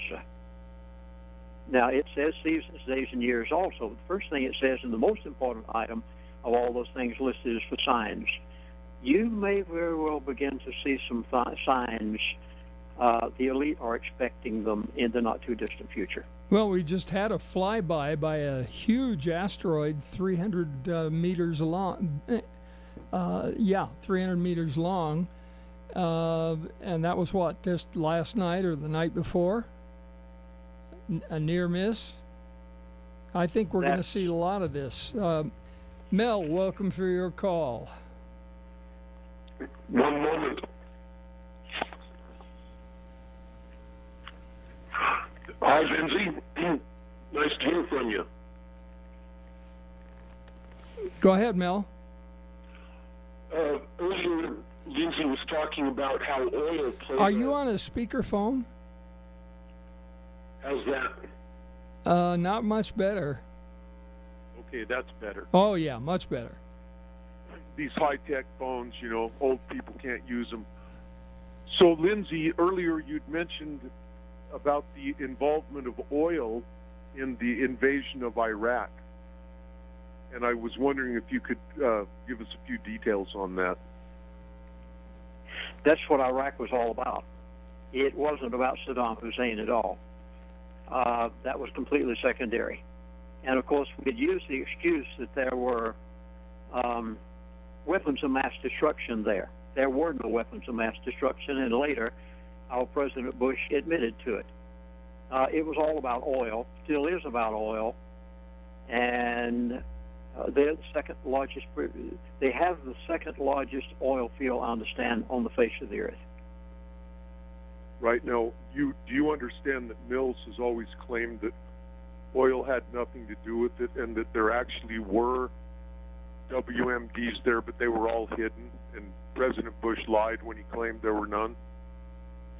Know that was the case, and Mills, maybe you could lend some knowledge on that.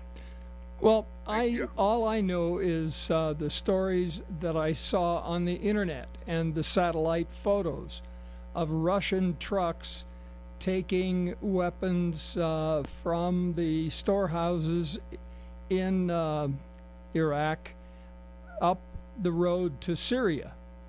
And that Syrian rebels, again on the internet, traced them to their ultimate destination, named the names of the families who were responsible for that transfer, and that they gave to U.S. authorities the location of the caches of weapons of mass destruction that were transferred into Syria.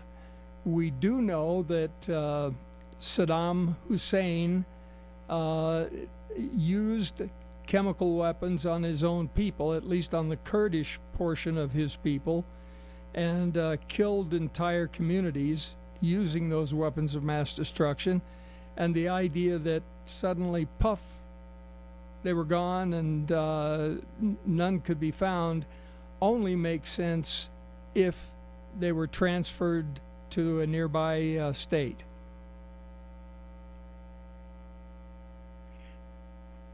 Well, this is something that, Mills, you're knowledgeable of much more than I.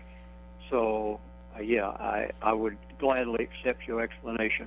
But if you've heard from the elite that it was all about oil,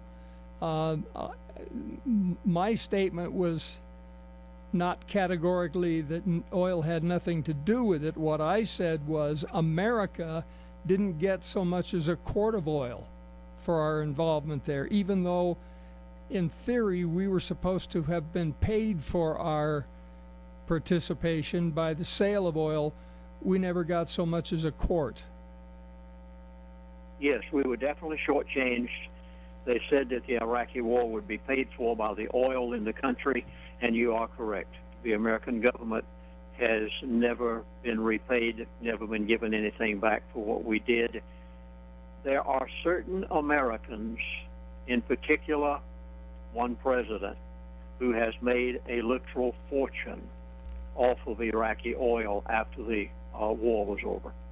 Who was that? I guess I'm free to give this. I gave it on a few radio shows over the years. Back a few years ago, a gentleman came forth. First of all, his mother contacted me, and then she told me that her son was the one who had been given the responsibility of guarding the main Iraqi oil port while he was in the service. Then he was willing to talk with me, and he did one time. And he said, Chaplain Williams, the other day I was watching the ships being loaded with oil from the Iraqi port. And he said, I asked some questions, and I was told that that oil was being sold or being used by or sold by the Clinton family. And that this huge tanker that I was guarding, thinking that it was doing America some good or some of the rest of the world some good, he said I was given details as to how the Clinton family was actually making the profits off of that oil tanker. Wow. First time I've heard this, and that's powerful. Any follow-up, Mel? Oh, he's gone. Okay. I appreciate your sharing that. The more we talk, the more we learn. And so the Clintons and Hillary now will have access to that wealth.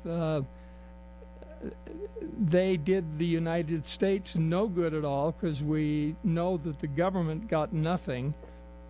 But the Clintons personally profited from the death of our own troops. I find that despicable. It is, and I would have had trouble believing it if I had not talked to a young man. He was in his 20s, who was actually given the responsibility for guarding one of the main ports. And he was knowledgeable enough to ask the right questions. And he was so dumbfounded at what he had learned until he was willing to talk with me later. Not willing for me to give his name, but willing to talk with me. And when he told me that, I realized that great profits are being made by some of our government officials off of the Iraqi oil. Jackie, welcome. Hi there. I love this program. You guys are so full of information that we need. So thank you for having your guest on. Well, I'm very grateful that he's here.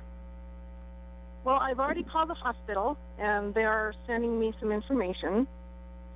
And so hopefully we can utilize that. But you talked about the signs in the heavens. The heavens are for the signs, or I don't know how you said it. But I don't know if you noticed, I know Lindsey would not know this, but Mills, I don't know if you saw this past Sunday. We noticed a very low-hanging rainbow, but it was not on the east side of the valley where you would see them. It was on the north end of the valley.